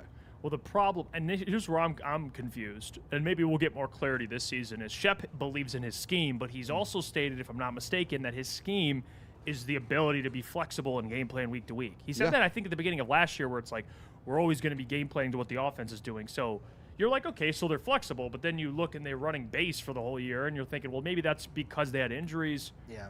Like, I just want to see this season what happens, if it's the same or different. Well, like Danny G said, you have Brian Branch. Well, yeah, you're talking about Nick Amon-Ra. That was literally when we were having a drink with the Doc at the hotel after that little scrum that they had. I told Doc, dude, you have Brian Branch. Yeah, he's one of the best chess pieces in all Throw football. Brian Branch at nickel. He's better at that position. There's a question mark on that right now. Yeah. Well, yeah, before for this injury. year, but like Before even injury, before the injury, they weren't doing it, and they wanted that him was playing safety. the big question mark, where it was like, hey, you're not putting Brian Branch in these different spots. And I get it. They're like, he's the best safety, he's the best nickel, he's the best everything. Like, he could do everything in the secondary. It's like, dude, throw him at nickel, and then you're putting your team in a better position to win at the end of the day. Yeah. Mm-hmm. It just sucks that there is a question mark for this year with him and Kirby. Like, when it comes to changing up your defensive scheme and you're missing two, like, very important key pieces to your defense, it's hard to, like, have an opinion on that. I would love to see us run more zone.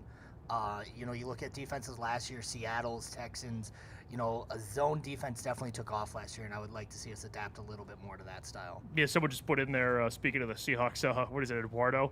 He says you got to get a coordinator from that Minter McDonald tree. Oh, my gosh. Basically just Michigan guys. They should have just, honestly. Or really from the Ravens. What they should have done, too, is they should have, and I like some of the positional coaches you have defensively, should have let one or two of them go out and get a guy from those trees and get him in your position rooms.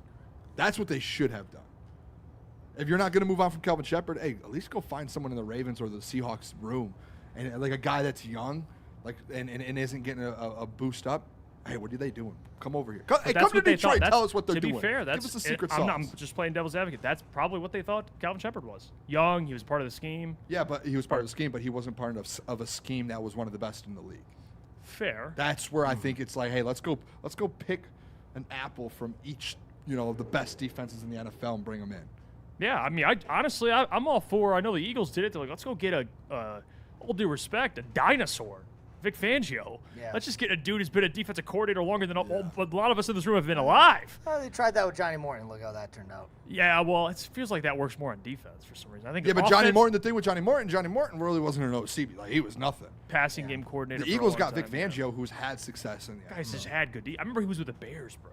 Yeah. That was he was. I think before he was with the Dolphins, but I don't know how good. He's been a part of a lot of franchises, done a lot of good things on defense, but it is what it is. Like, what's that? Dennis Allen could have had Dennis Allen. Aaron Green says his roster screams 4-2-5. I hope. Danny says if they run through linebackers again, I'm out on the entire defensive staff. And and Eduardo says I would have loved to have Nicky with Brian. Well, Nick Amon-Ra was he was a end of the first round pick. Like you weren't getting him anyway. Someone in here just said they had a chance to replace Calvin Shepherd with Raheem Morris. He was never going to come to Detroit. He was always going to the 49ers. I've heard mixed things about him too, Raheem. I don't know. I've heard good things. I've heard bad things. He's had good defenses. When he was in LA, I think it was good. It was. That one, I'm curious to see how he does. We weren't going to move on from Shepard, though. They should have. I don't think so. You really think we should have? Well, here's the thing. If they weren't going to move on from Shepard, they didn't make one change on defense. They kept the staff the exact same. That's an issue. I think if we were going to keep Shepard, we needed to buff up the staff, but I don't think they were ever going to move on from Shepard. So it would have been nice to see a couple of those moves. And the crazy thing, we actually talked about this every year. They had John Fox. They've had Dom Capers, I believe who they had, Capers. They've had a senior defensive advisor, like a guy he's like 70s or. This year and last year, they haven't had one. They can stop doing it. With AG, they had John Fox, I think. Capers could have was at here. least gone out and gotten a guy like that. And I know that didn't. Let's be real. Looking back, didn't really help much. Defenses weren't really that good. But just to have someone that Kelvin could rely on, maybe they think that's defensive line coach, Casey Rogers. Maybe they think he's a former DC. Maybe they think he's like that guy for Kelvin. But he was here last year, too. That's where the issue comes into play. And a little bit, the D-line wasn't the best last year. You struggled. And I know injuries, but you still struggled on the D-line. Or was it the injuries? It could be both. But it's hard. Like for me, it's hard to sit up here and blame injuries because Aaron Glenn had the same, I would argue, close to the same amount of injuries as last year. And Aaron Glenn found a way to keep that defense alive up until the postseason. I wouldn't say our defense was alive. I would say we were just outscoring. I mean, you go to... But no, they were a top 5 scoring defense in the NFL that year.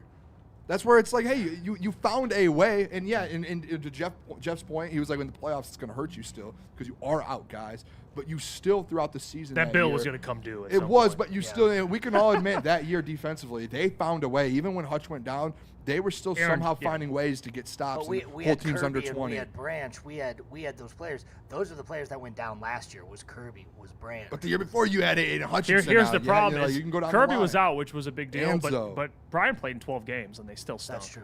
So it's like there was a comment I wanted to read here, and I forgot where it was. Aaron Green.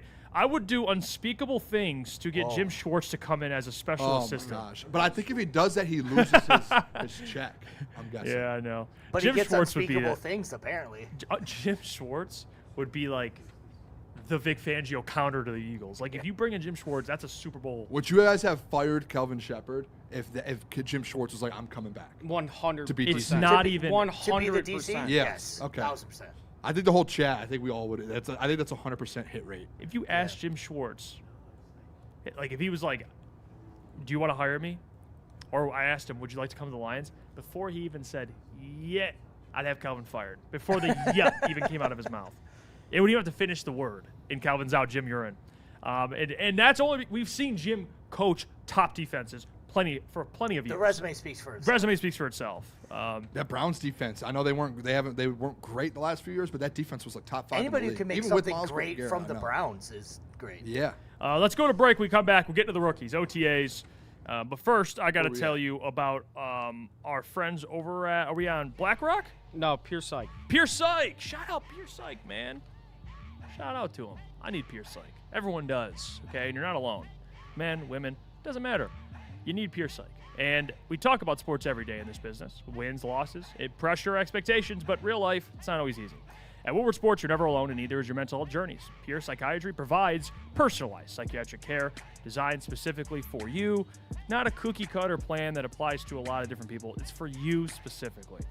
And with 16 locations in Michigan and 2 in Ohio, they make getting help accessible and comfortable. If you're looking and thinking about taking that first step, visit PurePsychMI.com.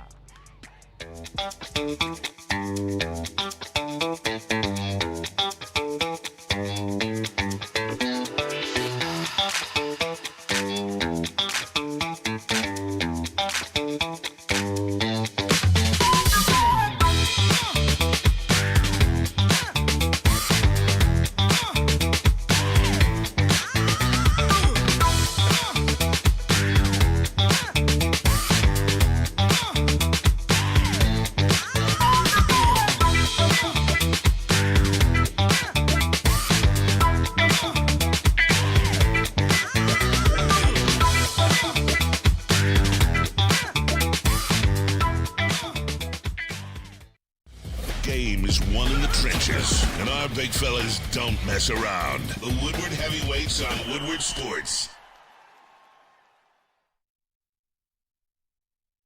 Planet Fitness now has even more best-in-class strength equipment. Join today for $1 down and save. We're stepping it up. We're not slowing down. Finding new faith. New focus.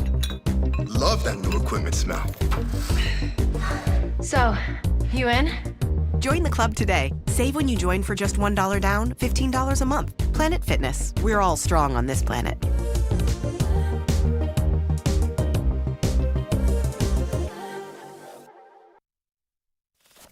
We don't like to brag that we are the toughest sports network in Detroit, but we do have a guy named Darren McCarty on our side. Woodward Sports. Stop everything for a second because Gold Crown just went completely overboard, just like Booner wants Langston to do by getting his player in the best way possible, though. They just dropped the new Royal Jesters. These are not your average pre-rolls. These are why am I locked in on these OTAs for the Detroit Lions pre-rolls. We're talking 1.5 grams each, and they are quad-infused, keef-coated, live resin-infused, make kgs, mouth drool, THC, diamonds, and terpenes, and I pronounced that word wrong probably, all packed into one. That's 4 layers of, yeah, you're good after this. These aren't your hit it twice and pass it around. These are why am I analyzing this game so much? Why am I thinking about Neil while watching this Cleveland Knicks series right now? Michigan made, top tier, no shortcuts. Next time you hit the dispo, don't think, just ask for the Royal Jesters, because if you're gonna smoke, smoke like royalty. We're back. It's crunch time here on Woodward Sports. We're talking OTAs. We're going to get into some rookies. And I'll ask the chat, what rookies are you excited to see? Which rookies specifically are you excited to see for OTAs? I know we can go through and talk about them. It's another Brad Holmes draft class, which, every year we look forward to seeing who comes out of the draft class and who ends up being the next great player out of this draft class. And you could talk about a couple different players, but I'm going to spend time talking about a player that I think is going to be a big, big impact this season. And it's Keith Abney, the second. And we talked about him earlier, that nickel position, but I am excited to see Keith Abney. I think Keith Abney is going to make a massive impact on the Detroit Lions this season. I think he's going to be starting at nickel. He's going to steal that spot from Roger McCreary. And I think with legit schematical changes to this defense, I think there's a spot where Keith Abney, to what Booner was saying earlier about Brian Branch, he's not Brian Branch, but I think he's going to come in OTAs through the offseason. Keith Abney is going to get a lot of hype, a lot of people talking about how good he looks in training camp, in OTAs, and he's going to start the season, and he's going to hit the ground running. This is a player who was projected to go much, much higher than he was drafted. This was a player that in college at Arizona State, he allowed a 44.4 completion percentage to opposing quarterbacks when they targeted him, ranked 4th in the FBS. That's ridiculous. He's going to be a really, really good nickel in the NFL, and he's going to be someone that I believe starts right away because the Lions know he might be a rookie, but we can't keep this guy off the field. And Dan Campbell talked about it last year. They preach competition. Here's a player that I think is not only going to compete, but win when he does compete. He ranked 19th out of 896 corners in college football on PFF. So if you don't like PFF, go to the completion percentage stat I just read. And if you don't like that, go back to the PFF stat I just read. Keith Abney II. Remember the name. I think he's going to be a legit starter this year, man. I don't hate it. People were mad in the chat. People, Steve Wiles or whoever it was saying Keith Abney's not going to do anything, or he's not going to have that Brian Branch kind of type of rookie year. Might not be that, but the impact, I think that's the question. Rookie with the most impact. I think Keith Abney's I think I like that. I would have probably gone Keith Abney if you weren't going Keith Abney. So I like that. I'm going to go different direction here. I saw a lot of people in the chat doing this. I think the chalk pick would be obviously your first-round draft pick, so I'm going to stay away from that. But I'm going to go the position that the Lions and Lions fans have been wanting to kind of push and wanting Brad Holmes to address for about 4 years now. I'm going to go Derek Moore. And I know the biggest thing with Derek Moore, people are like, well, Jeff brought up the stat last week, a second-round draft pick, especially edge rusher. They don't go out there and get, 10 sacks for you in a season. I don't think the impact needs to even come from sacks. I don't think it comes from, hey, he got 8 sacks from you this year. I think it's about getting a correct edge rushing rotation in there to complement what Aiden Hutchinson's doing for you on a consistent basis. That's all it is you have DJ Wanham and you have Derek Moore. Those two guys together need to be able to go out there and complement what Aiden Hutchinson's doing for you. And if you now have that, that changes your defense in a positive direction. And it's finally, I think, what Lions fans have been wanting from a Josh Paschal, a Levi Onwuzurike, a Marcus Davenport. If you're able to just get a solid edge rotation in there that's going to, one, be healthy, but two, also make an impact. And again, don't need the sacks, but you just need someone that's going to be able to push that quarterback to Aiden Hutchinson, that's going to be able to cause havoc, when you have, Aleem McNeil and Tyreek in the middle. But that's been the issue the last few years is your defense, and especially your edge room. When Hutch is getting to the quarterback and even getting double team and still pushing, your quarterback out of there, you don't have Marcus Davenport on the field to be able to finish the play. You haven't had a solid edge rusher on the other side that's been able to clean that up. And yeah, AQM, 11 sacks, whatever it was, that's awesome. But you need a consistent basis in there of maybe 2 or 3 edge rushers, that it's a constant rotation. And you feel very, very comfortable on the defensive side of the ball with this Lions defense that you can trust to go out there and make plays and dominate on the edge. And I think Derek Moore brings that. I do. The guy's coming off a 10.5 sack season at Michigan. Like he's a dog. He's going to produce, but also he's going to help. Hopefully he gets better in the run game. But he's also going to push guys to Aiden Hutchinson. And if Aiden Hutchinson, he's not going to let that pocket collapse and a quarterback get out. So I think Derek Moore, when you really look at it and you get 8-9 games into the season, you're gonna look back and be like, we really needed Derek Moore. Like this is on a rookie deal. This is a massive addition to this roster. You know what our two takes have in common is they're both on one side of the ball that desperately needs help from rookies. Yeah. That's the reality of the season, guys. I've been saying this, and you need to hit a rookie parlay. Unfortunately, that's the position you're in because. Free agency, although you added guys at a discounted rate that I personally don't have high expectations for. I just don't, given what they got paid. You can look at contracts and really determine what a player's worth is based on how much they get paid. Yeah, there's guys that take discounts, but Roger McCreary, go check his numbers. Okay, go check what he got paid. If he's this, by the way, great at Auburn, second-round pick, if he's as good as people think he's going to be, why did he sign for what he signed for? DJ Wanham. Same thing. Yeah. I don't think these are terrible players, but let's not expect these guys to be. Why is Marcus Davenport sitting at home still without a contract? Could you find a Roy Lopez every month? Yeah, of course. You get a guy at a discounted rate and he comes in and overachieves. Absolutely. Hopefully Roger and DJ Wanham can do that. But most of the time, what you get paid is what you're going to give. You need rookies to just surprise people this year. You need, to your point, Derek. You need Keith, all these guys to do something. The thing with Derek Moore, too, I see people in the chat. I saw someone there said Stink Train said if all of our edge rushers can combine for 30 sacks, then we will have won the offseason. Yeah, I can agree with that, but also I don't think it comes in sack numbers. I think last year you were at the bottom half of the NFL in time to pressure a quarterback. That's what I was going to say. You got to be able to get to a quarterback in a good amount of time to where you can't just allow a quarterback to sit back there. That's why the Vikings were so good versus you for the last 2 years. And I know it's like, hey, they didn't have great quarterbacks the whole time. But what did their quarterbacks have? They had time to sit back there and get the ball to Justin Jefferson to throw for 400 yards on you. And it's like, hey, dude, I don't care if you sack the quarterback. Just get there and make him throw. Because an incompletion, in my opinion, on the third down is just as good as a sack on third down. You're getting him off the field. It's possible, by the way, to hit that rookie parlay. Eduardo, great examples. Eduardo just said Seahawks hit the rookie parlay. Nick Amanawari, Zabel. Great Zabel, yeah. And then also the Eagles, they had Quinyon Mitchell, Cooper DeJean. I do really think there's a chance you can hit the rookie parlay. Okay? I do think there's a really high chance. Like if I'm a sports book, and I'm putting out there an odds for the Detroit Lions to have 3 starters with Blake Miller, Keith Abney, and Derek Moore, I would probably put it at like plus 100.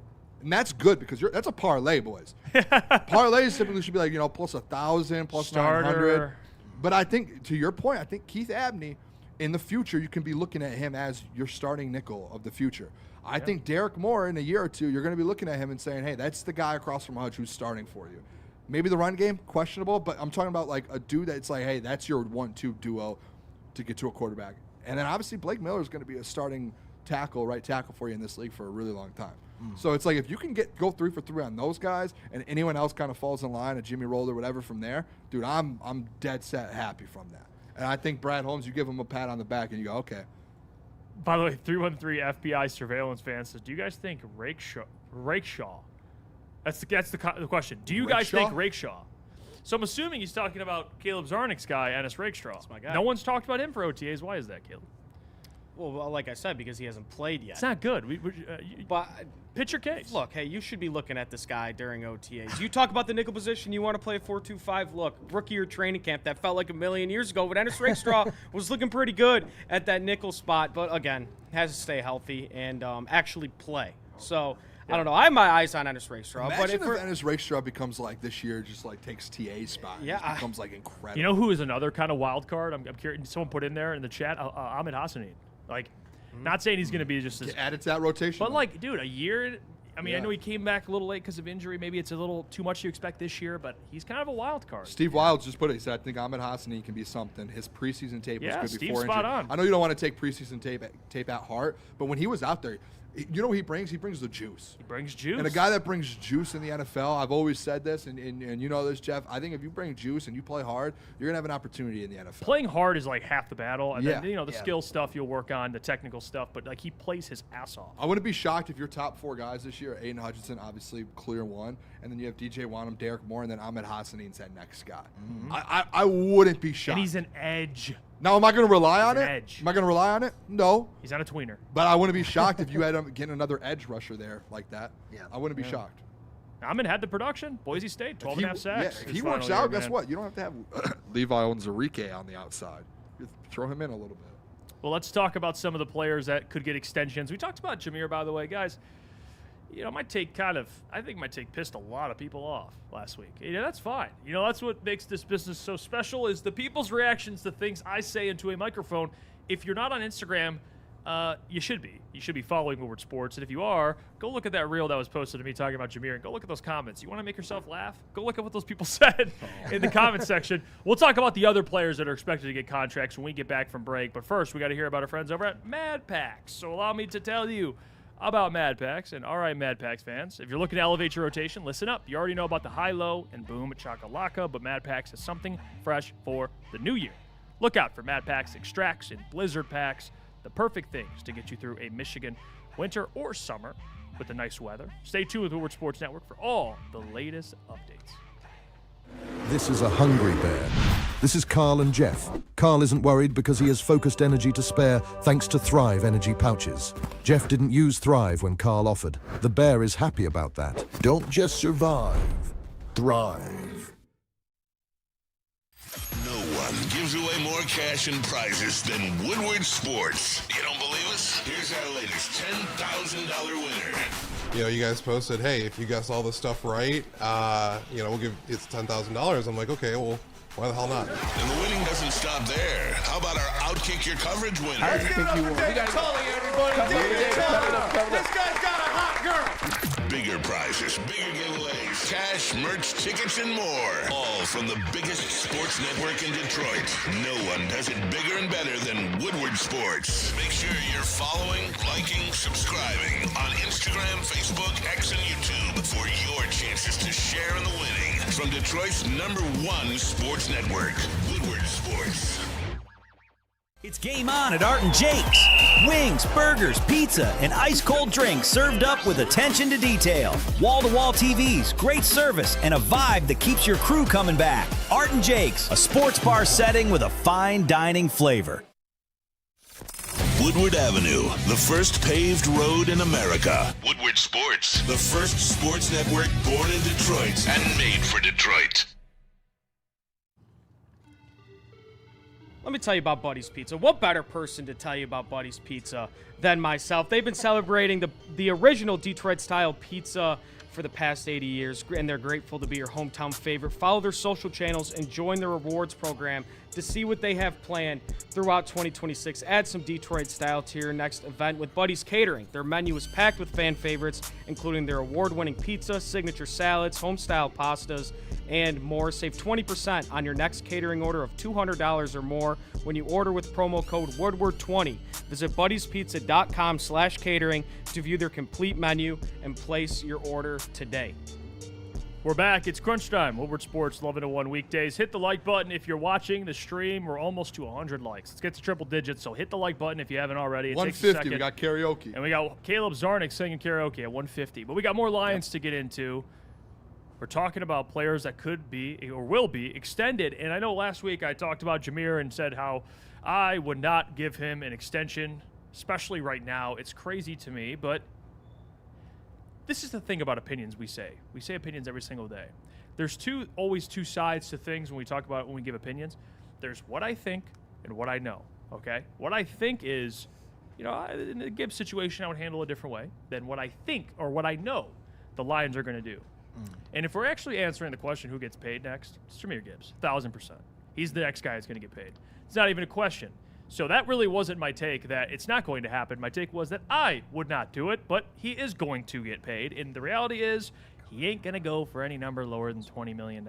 So tough. That's the reality on the Jahmyr Gibbs thing. So to quickly answer that question, I wanted to also make that known because I kind of ended last week poo-pooing on him, and I didn't mean it's just how the week ended, but I want to clarify today, they're going to extend Jahmyr Gibbs, okay? That was never my thought process. Now, the interesting thing is the Sam Laporta and Brian Branch topic on when do those contracts happen, and what's the timeline look like for those two players? Yeah, that's I think the because Gibbs is next. It is, yeah. And Schefter, I think it might have been Thursday or Friday. Schefter was on the Pat McAfee show and actually brought that up where he said, "Hey, Gibbs is going to get signed by the end of the off season." And the one that he said as well, he didn't even bring Brian Branch up. I don't even know if they've started a conversation with Brian Branch because of the Achilles. He also said Sam Laporta is going to get a contract, and he brought that up. And that was where I was like, I wanted to ask the boys. I put it in the contract here or in the prep here. Sam Laporta's projection contract is going to be, and this is I think on Spotrac. Sam Laporta's 4 years, $73 million. Brian Branch's 4 year, $80 million. So I do want to ask the fellas and people in the chat, who would you rather sign in this offseason? Would you rather sign Sam Laporta or Brian Branch? And you can't say neither. You have to pick one. They're going to probably not be able to sign one of them, but in my opinion, they're going to sign one. So you got what? Just to clarify, Sam Laporta at like 18 and a quarter, I think it is. And Brian Branch at 20. 18. If I had to choose, and I'll go around the room here. We could go around the room and in the chat too. Drop them in there. Who you choose? I think I would rather go Sam Laporta. I think if you just, we had the conversation, and I know we say, hey, we need a defense to win a championship. The Achilles does scare me a little bit.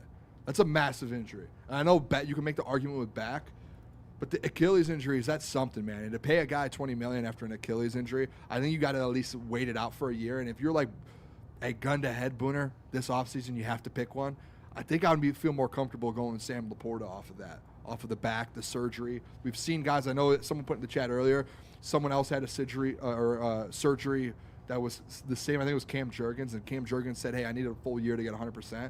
If you give Sam Laporta the time, you at least know he's going to get full. He's going to get back 100%. With Brian Branch, it's like, hey, that's a big question, dude. That's a massive question. And I know you can make the franchise tag argument with Sam Laporta, but that's the thing that we made with Jahmyr Gibbs, and you can't franchise tag multiple players. No. So it's a hard situation to put yourself into. Now, if the Gibbs contract does get done, then you can argue, hey, Laporta will franchise tag him. Kyle Pitts happened to him in Atlanta. But I would have to say, man, I think I would rather go Sam Laporta at the end of the day. Well, I'll make the case for Brian Branch because I think the Achilles, it's tough to answer that right now because we have not seen Brian. He's still recovering from an Achilles injury. So it's tough to make a case for a guy who's dealing with an Achilles injury, and we don't know how he's going to look when he comes back. But I think the biggest point of that is he's a player that does not rely on his athleticism. He relies on his football instincts, which gives me more confidence that he's going to return to form. This isn't a guy who ran a 4.3. So he's a guy who ran a 4.5, 4.6 actually. So he's not someone who relies on athleticism. He relies on the thing between his ears, his brain, and his instincts when it comes to football. So I'm actually not as worried about it, to be honest with you. And when we spoke to Brad, he brought up a point that he's watched other players in the NFL dealing with Achilles injuries, and he said the recovery is not like it used to be. It's actually better, which tells me that Brad feels really good about it. But here's what I'll say about Brian, just position by position compared to Sam Laporta. I think it's easier to replace Sam Laporta than it is a Brian Branch. Like a safety like Brian is so valuable. What he can do, play nickel and safety for you. And as much as I love Laporta, that's your Jahmyr Gibbs money. So for all the guys in the chat that want Jahmyr Gibbs, there you go. Bye-bye, Sam. There's your $20 million. Yeah, that's the reality, man. We got to put some resources into this freaking defense. If you put it into a situation where it's like one or the other, it's hard because if I'm being honest, I'm not re-signing either one this offseason. I'm not. I'm not. But if it's like, hey, and I gave the hypothetical, so I have to answer it.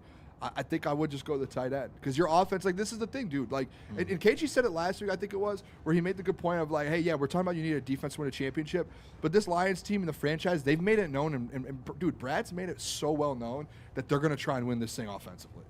They've made that known. They didn't make any moves defensively when it comes to the coaching staff. That's how they're going about it. So if you're gonna have the mindset of we're gonna try and win the Super Bowl and win it all based off of our offense, then you got to keep your All-Pro tight end. You have to. You can't. Now, if you want to make the point of like, hey, we need to switch this thing to defense and we need to build this defense to get to a top 5 level, okay, then you can make the Brian Branch argument. That's not what they're doing though. They're not doing that. They've made it known that they want to win this thing on the offensive side. And Sam Laporta's role, that safety blanket, and I know Sam brings like that security. I get what he brings. Amon-Ra can kind of fill that. It's not. I'm not saying they roll with Brock Wright for the next year. They got to get someone that's like a capable tight end. Yeah. But we see tight ends bounce around the league. They can get you 500 yards. You know what I mean? The T.J. Hawkinson thing. They felt fine moving on from him, because dude, I've made the argument that you can move on from Sam Laporta and draft a tight end that fills right in. Tight ends are dime a dozen. It's just today's NFL. It's just one of those things to me. Like Ed O'Neill. He said you guys need a defense to win. No question. I agree. Defense, but again, I'm putting I'm putting myself in the mind of Brad Holmes. Brad Holmes and the way he's approached this thing as an offensive, like they want to win it offensively. And if you lose Sam Laporta, you know, you're in a spot to where it's like, all right, can you find another All-Pro tight end? I don't know. Yeah, which I think is it's tough to say. What would you boys do? I think for me it's Branch. I think you got to extend Branch. I think just what he does for you on the defensive side of the ball. We've seen him dominate at the nickel position. We've seen him been really good at the safety position. Look, I love myself some Sam Laporta, but I think just what I'm not saying that Sam Laporta is necessarily replaceable. I'm just saying I think what Brian Branch does for you on the defensive side of the ball, it's gonna be tricky to it's replace. like Sam's a great player. You don't want to lose him, but if we're just because trust me, we all love Sam Laporta. We love Sammy LaPotts, but you're just talking like, hey, if Brian and Sam both just disappear, who could you probably get replaced a little? I'm not saying you could find another Sam Laporta, but you can get closer to him than you would probably a Brian Branch. I think. What do you think, Alex? You know, when looking at this and looking at extensions, I think of two things. I think of injury, longevity, and impact. If we go off of, you know, Booner's philosophy of going off recency, if we look at last year, we were ranked number 1 in the power rankings week 8, and week 10 is when Sam Laporta went down. And I think we can confidently agree that is that's when we just fell apart. Time of possession, I think, was the killer of us last year. We couldn't hold the ball for more than 4 minutes, it felt like, in a half. I think Sam Laporta's impact makes him like a really, really valuable piece of the offense because, like you said, like Brock Wright's good, but Brock Wright's not a Sam Laporta. He doesn't have the athleticism. No he doesn't way. have the ability. He's blocking tight end. Right, yeah, he's a blocking tight end, and that's great, and that's why Sam and him worked. Jared Goff needs protection, right? Jared Goff is a top 5 quarterback in the past 3 years. It's undeniable, and you need somebody like Laporta that he can dump it out to because they double cover our receivers. They double cover St. Brown. Jameson will run the wrong route every once in a while, right? You need Laporta to be that dump off, but you need Laporta for protection. I love Branch, and I love the energy Branch brings to the defense, but I'm actually going to go the opposite take. I think Branch is more replaceable than Laporta. Wow. I think it's tough. You don't really know how he's going to look. I get it after the Achilles. We don't know what version of Brian Branch. Yeah. But I love this comment. Eduardo. Oh, I was going to bring that up. Who's the Seahawks tight end? We all know who's the nickel. Who's the tight end? Well, it's actually A.J. Barner, but like I get what he's trying to say. Who's been the Chiefs tight end for the past few years, and who's been in the most Super Bowls in the past few years? And here's the thing about tight end. I've said this before. I think tight end is a luxury position. It's not a non-important position. It's important. But if you have a good tight end, like you're like, hell yeah. It's just like it's such a luxury. Like the Eagles had Dallas Goedert. Like they probably could have won without Dallas Goedert. But it's a good thing. Now, Kelsey is probably the greatest tight end of all time besides Tony Gonzalez. Maybe he's like Gronk. Those guys that grow up, maybe you can make the argument like, yeah, you're not going to find another Gronk or Kelsey, but I love Laporta, but he's not either of those guys. I'm going to tell you what, boys, this is one of the moments live on a show where I'm like, In a pickle? I think I have to switch sides. What is it? I think I had to switch sides. What happened? It was just these, like, Eduardo brings up a good point. Like, Nick Amon-Ra, elite. Like, Brian Branch is elite. When healthy, when he's healthy, he's top 5 at his position. Healthy as well, Laporta is. The thing that just really moves me with this is who can you replace? And I have in the past even said, I think tight end is a position where, especially Brad Holmes, like, he got Sam Laporta. Like, look at that second round in 2023. I bring this up all the time. Go look at how many tight ends were available. When he can also draft safety, to be fair. He's done both. He's done both very well. He's done good with both. Yeah, I'm starting to switch a little bit. I hate to do this live, but I'm starting to feel Leave like me alone here, Booner. I know, but dude, Brian Branch, and when you look at it, like the argument I think that comes back to is, where do you feel more comfortable replace? Like, who do you feel more comfortable replacing? Oh, we got Abney. I think Laporta.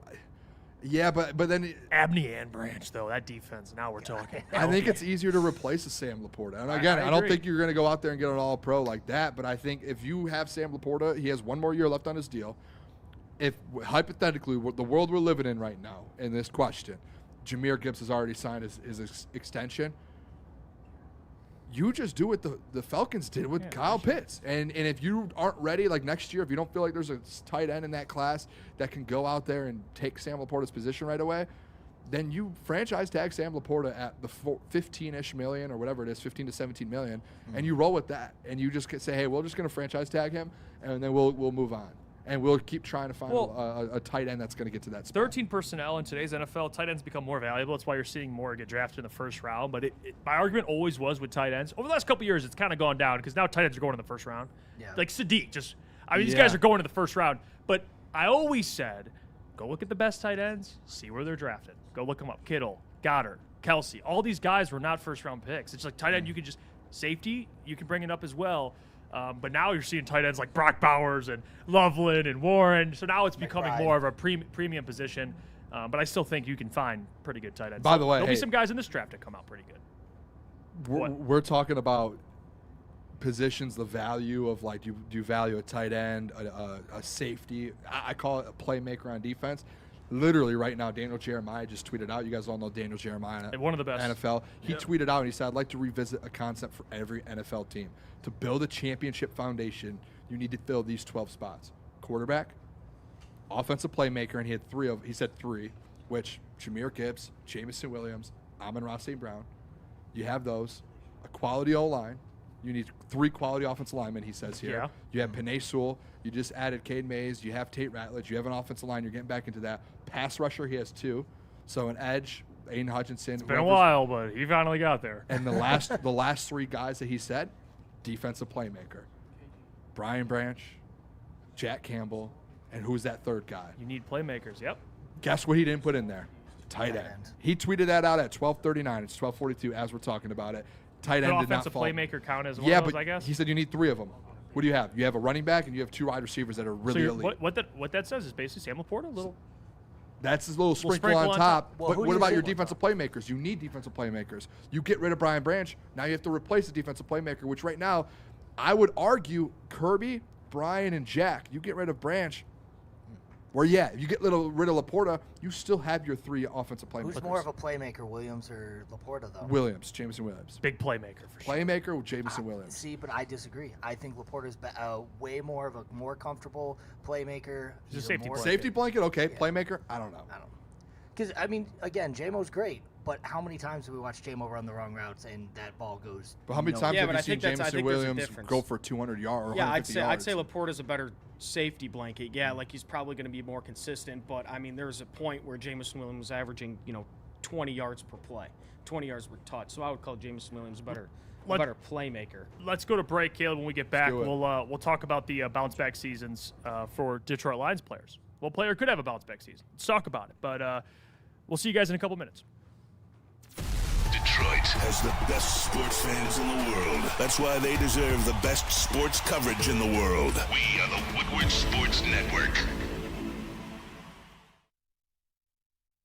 Some days call for light, others lean bold. What about everything in between?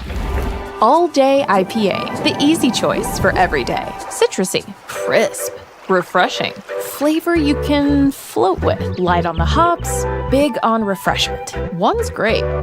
2, even better. Brewed with you in mind. No shortcuts, no fuss. Big on flavor, never too much. All day IPA. Hop into easy. A network for the city, by the city. Woodward Sports is Detroit Sports.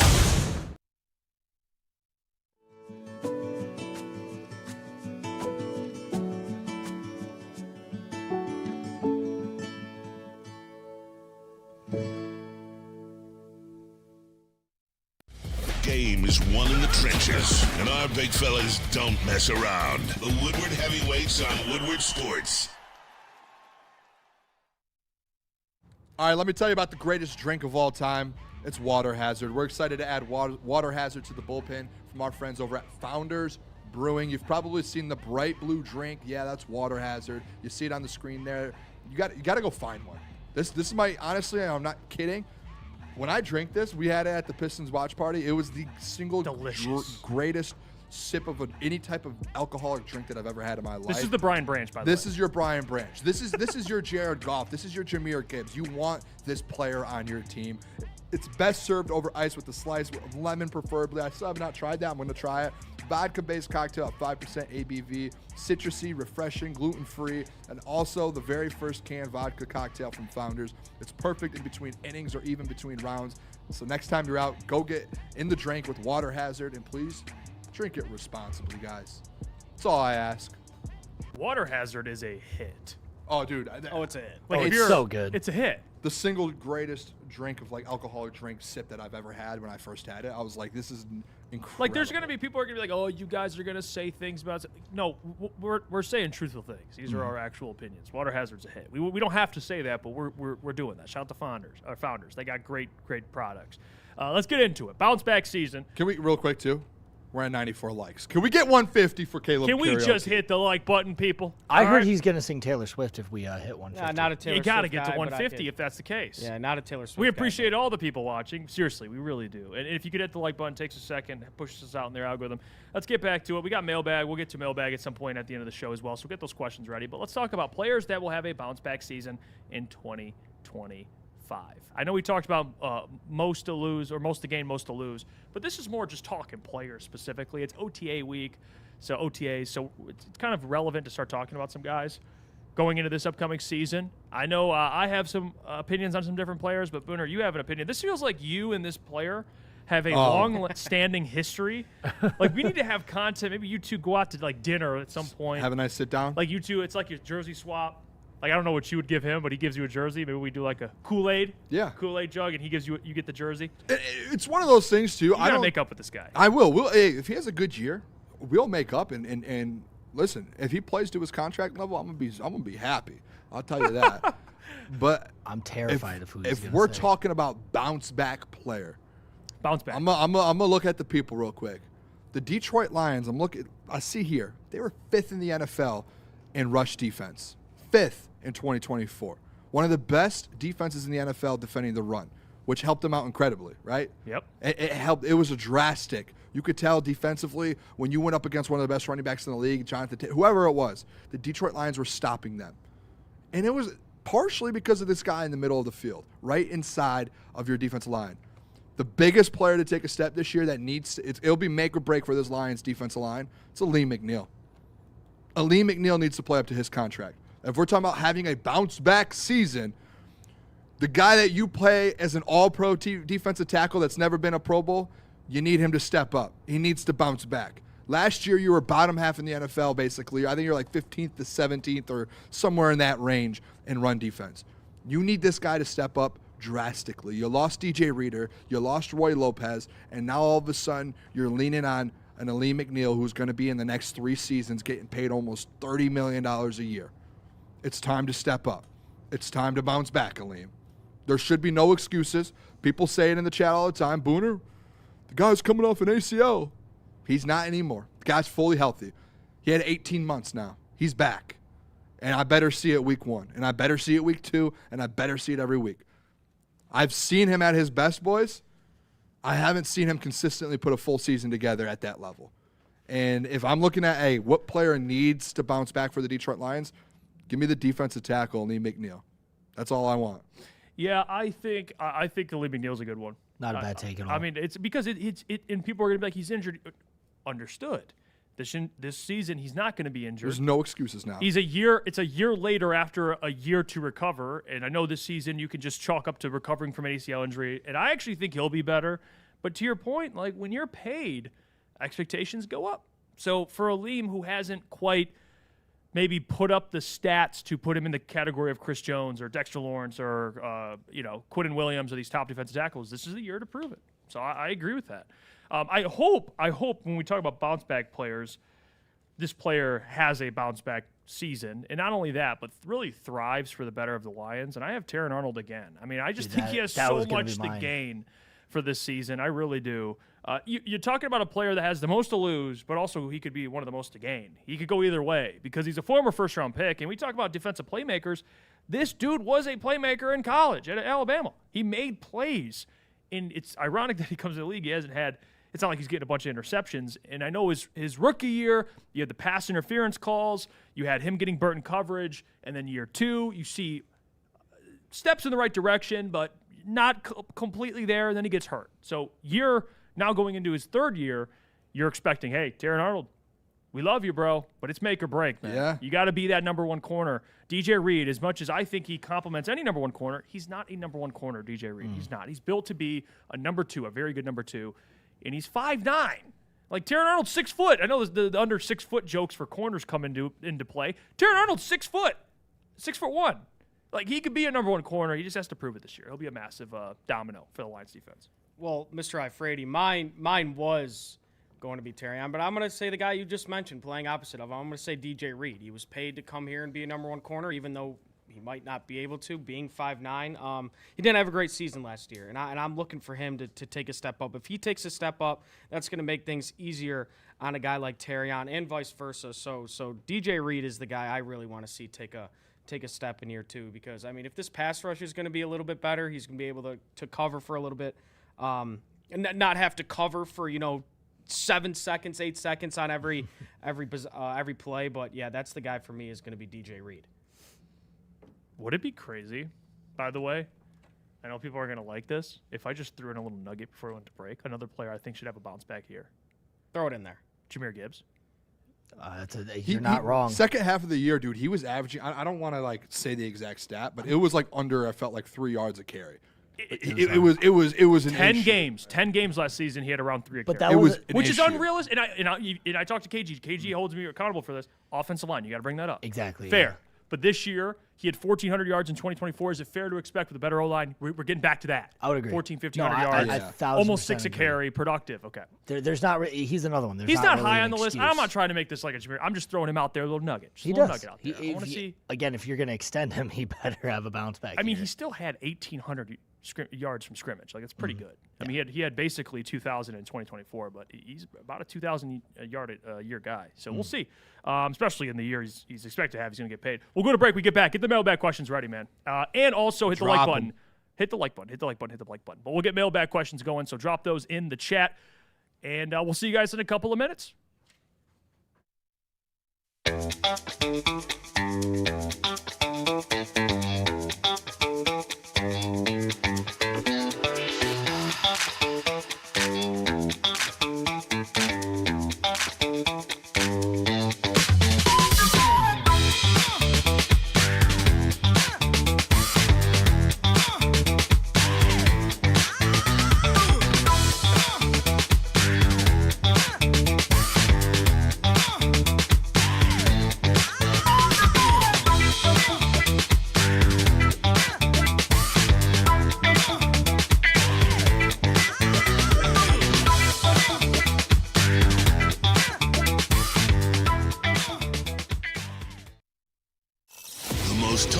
Detroit media by other Detroit media, and we love it. It's the Woodward Sports Network.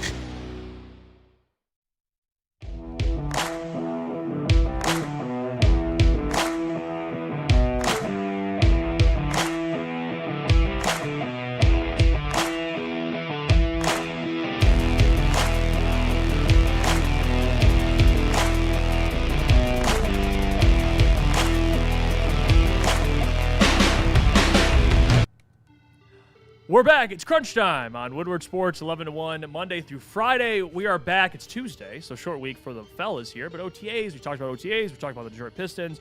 We're going to get into some OTA conversations tomorrow. I'm excited for big ones, the controversial ones, if you will. Who's getting cut? And I threw out a Giovanni Manu comment earlier. There's a chance. I'm sorry for that. But there's a chance. Yeah, there is. There's a chance. They brought a lot of guys on the offensive line. Let's get to mailbag. We got some questions. If I miss your mailbag, just fire it away in the comments again. I'll start with this one. KJ says, mailbag, Booner, did you actually put any money on Neil's Get Right donation? I did. I bet it, and I lost money. So you're not just about it. You're about it. I was so close to texting Neil, too, in the third inning when Jack Flaherty had 6 strikeouts with 1 out to go, and then I was about to pull up my phone to text, and I was listening to the radio, and then all of a sudden Jack Flaherty gives up a home run, and I deleted the text. I was like, oh, nope, can't send that one. Nope. I was close to sending him a text like, hey, Neil, hey, this is a good one so far. I mean, the guy's record is still unbelievable. But that one's tough. That last one was tough. I confronted Neil today about picking with his heart. He admitted it. He said, I'm a human. I pick with my heart. He is a human, but that's, I think KG brought it up. When he does pick with his heart, there was a couple picks that he's lost because of it. So I wonder if his record could be even better. Hey, and I'm not going to say it again. There might be a coattail of Mountain West on that record. And he wins a lot. I think he coattailed Hawaii in the Mountain West for a long time. That helped him with his record. I would love to see outside of Mountain West what the Get Right record is. Let's see. Eduardo, actually, we'll start with Dad's Wrestling Show, actually. Or Dante, there's a bunch of questions. Dante, we'll start with you. You were first. Millsack, what are your guys' thoughts on the recent rumor that the Pistons are looking to try and trade up for Yaxel? Yeah, honestly, I'm a Michigan guy, too. I don't really care. Is he going to impact right away? I don't know. If he was, I like Yaxel. I do too. If he was going to impact instantly at a high level, he would be a top 10 pick. Mm-hmm. I don't think he will be. He fits skill set wise, like what he is as a player. Pistons could for sure use him. Coming off the bench, Yaxel off the bench is incredible. Off the bench would be good. That's a good bench player. I feel like your future, like Tobias Harris or something. Yeah. You know? So yeah, I like it. Dad's Wrestling Show mailbag. If you weren't in sports media, what would you be doing for a living? Oh, a great question. I don't know. I mean, I've always wanted to be in movies. I've said that before. I'd probably do something. So that would be me. I'd be actor Booner. It's a good name. I'd probably either be. There's 2 routes you'd see me in. I'd probably either be in sales or I'd be doing like blue collar. I just follow my dad. Do something blue collar. Yeah. Construction or my whole family, trades, which are great by the way. We need more people that do trades. So never stop doing that. My whole family either was joining the army or they were like in the medical field. Yeah. So I could have probably if my pops would be like, go be a firefighter and I wanted to be a firefighter at one point. That was those guys are built different, man. They really are. What about you guys? Caleb, what would you be doing? I mean, pizza maker. Yeah, I guess. I guess that. I mean, that's kind of what I do right now also. Stand on it. It's a hell of a job. I mean, you're making dough. You're making pizza. Literally, yeah, making dough. But other than that, I don't know. Probably the same thing. Trades, like follow my dad. My dad's an electrician. Yep. Do what he does. But nothing wrong with that. Nothing. What about you, Alex? If I should have stuck with soccer out of high school. I had a scholarship to play in college, and I watch people play soccer now, and I'm like, dude, I could have been in the World Cup. This guy would have been Messi. Could have been playing in Los Angeles. The American Messi. I would have crossed these people up so bad. Like, oh man, I got trained by people who were like, when I learned how to play soccer, my coaches were not American, so that gave me an advantage already by everybody in the United States. I love it. Eduardo says, mailbag thoughts on Dan Campbell needs to improve on going into year 6. What Dan Campbell needs to improve probably, on. honestly, I think it's just game management and Absolutely. like third quarter things. And I think that's fair, like just having your team ready in the third quarter. Last year, you lost a handful of games because in the third and fourth quarter, you had those like 3 straight 3-and-outs, and then defensively, you're giving up 3 straight touchdowns or whatever it was. It was like you're losing those second halves based off of like, why offensively are we going 3-and-out? And you're an offensive head coach. That's a problem. I would say for Dan, it's something I've mentioned, and Dan does you could go 2 ways with Dan, and I bring this up often. He either has an amazing feel for how a game's going to go, an amazing feel. He'll call it before the game happens, and it goes that way, or it's completely off. He'll get in the game and be like, it's going to be, and then the game goes a certain way, and he still tries to be aggressive when he shouldn't, or not be aggressive when he should. He just has to get the feel down of how a game's going to go consistently. Yeah. Because there's some games where it's a shootout, but he's being more passive, and then there's games where it's more like, low scoring and gritty, but he's being aggressive. Adjustable, or is that the word? Like it's adaptable. Adaptable. That's what it is. Adaptability. Adaptability. Jesse says, mailbag, out of these 2 games, where would you pick? Florida at Texas or Texas at OU? in the Cotton Bowl? Texas at OU is pretty fun, I'd say. Texas at OU? Yeah. Yeah, I mean, I agree. I agree with that. Yeah, Texas versus Oklahoma in the Cotton Bowl. And then the second question, would the Pistons make a move before or during the draft? Will the Pistons make a move? I think, honestly, I think it would have to be after, right? I think it would be before because you might have to use pick 21 on someone. I guess so. It depends on who you're going after. And like if Kawhi Leonard, you might not have to give up 21, and you can give up a couple first, like your next 2 first. I think teams want to pick this year as well when you factor that in. I guess that's fair. It's a great good point. So good point. you probably before. I would say before, if it depends, but I think it's more likely before. Yeah, that's probably where I'm at with that as well. Let's see. There's another mailbag question I saw, and I don't know where it went in the chat. Where'd this go? ETN, mailbag. Any early Heisman candidates? Last question. I think, honestly, we kind of answered this already, didn't we? I think we were talking to Justin. We were talking off camera. I honestly, I know this is crazy. I think I would go Jeremiah Smith. I think at some point he's going to get one. And in what he's going into his junior year now, so this is his last season. I would think that he eventually, you would think he's like one of the greatest college wide receivers ever. They're going to want to get him one. And if he goes out there and puts up numbers, I know Julian's saying, you could be like, well, he's the quarterback, so he could be in the Heisman. I think you're going to see both of them at the Heisman. Second year with saying, too. Yeah, I think they're both going to be in New York, and I think Jeremiah Smith's the one that wins it this year. I probably will put money on it eventually. I love that one. Boys, I'm going Darian Mensah, or Darius, whatever, I forgot what his name was. Quarterback at Duke last year, just transferred to Miami.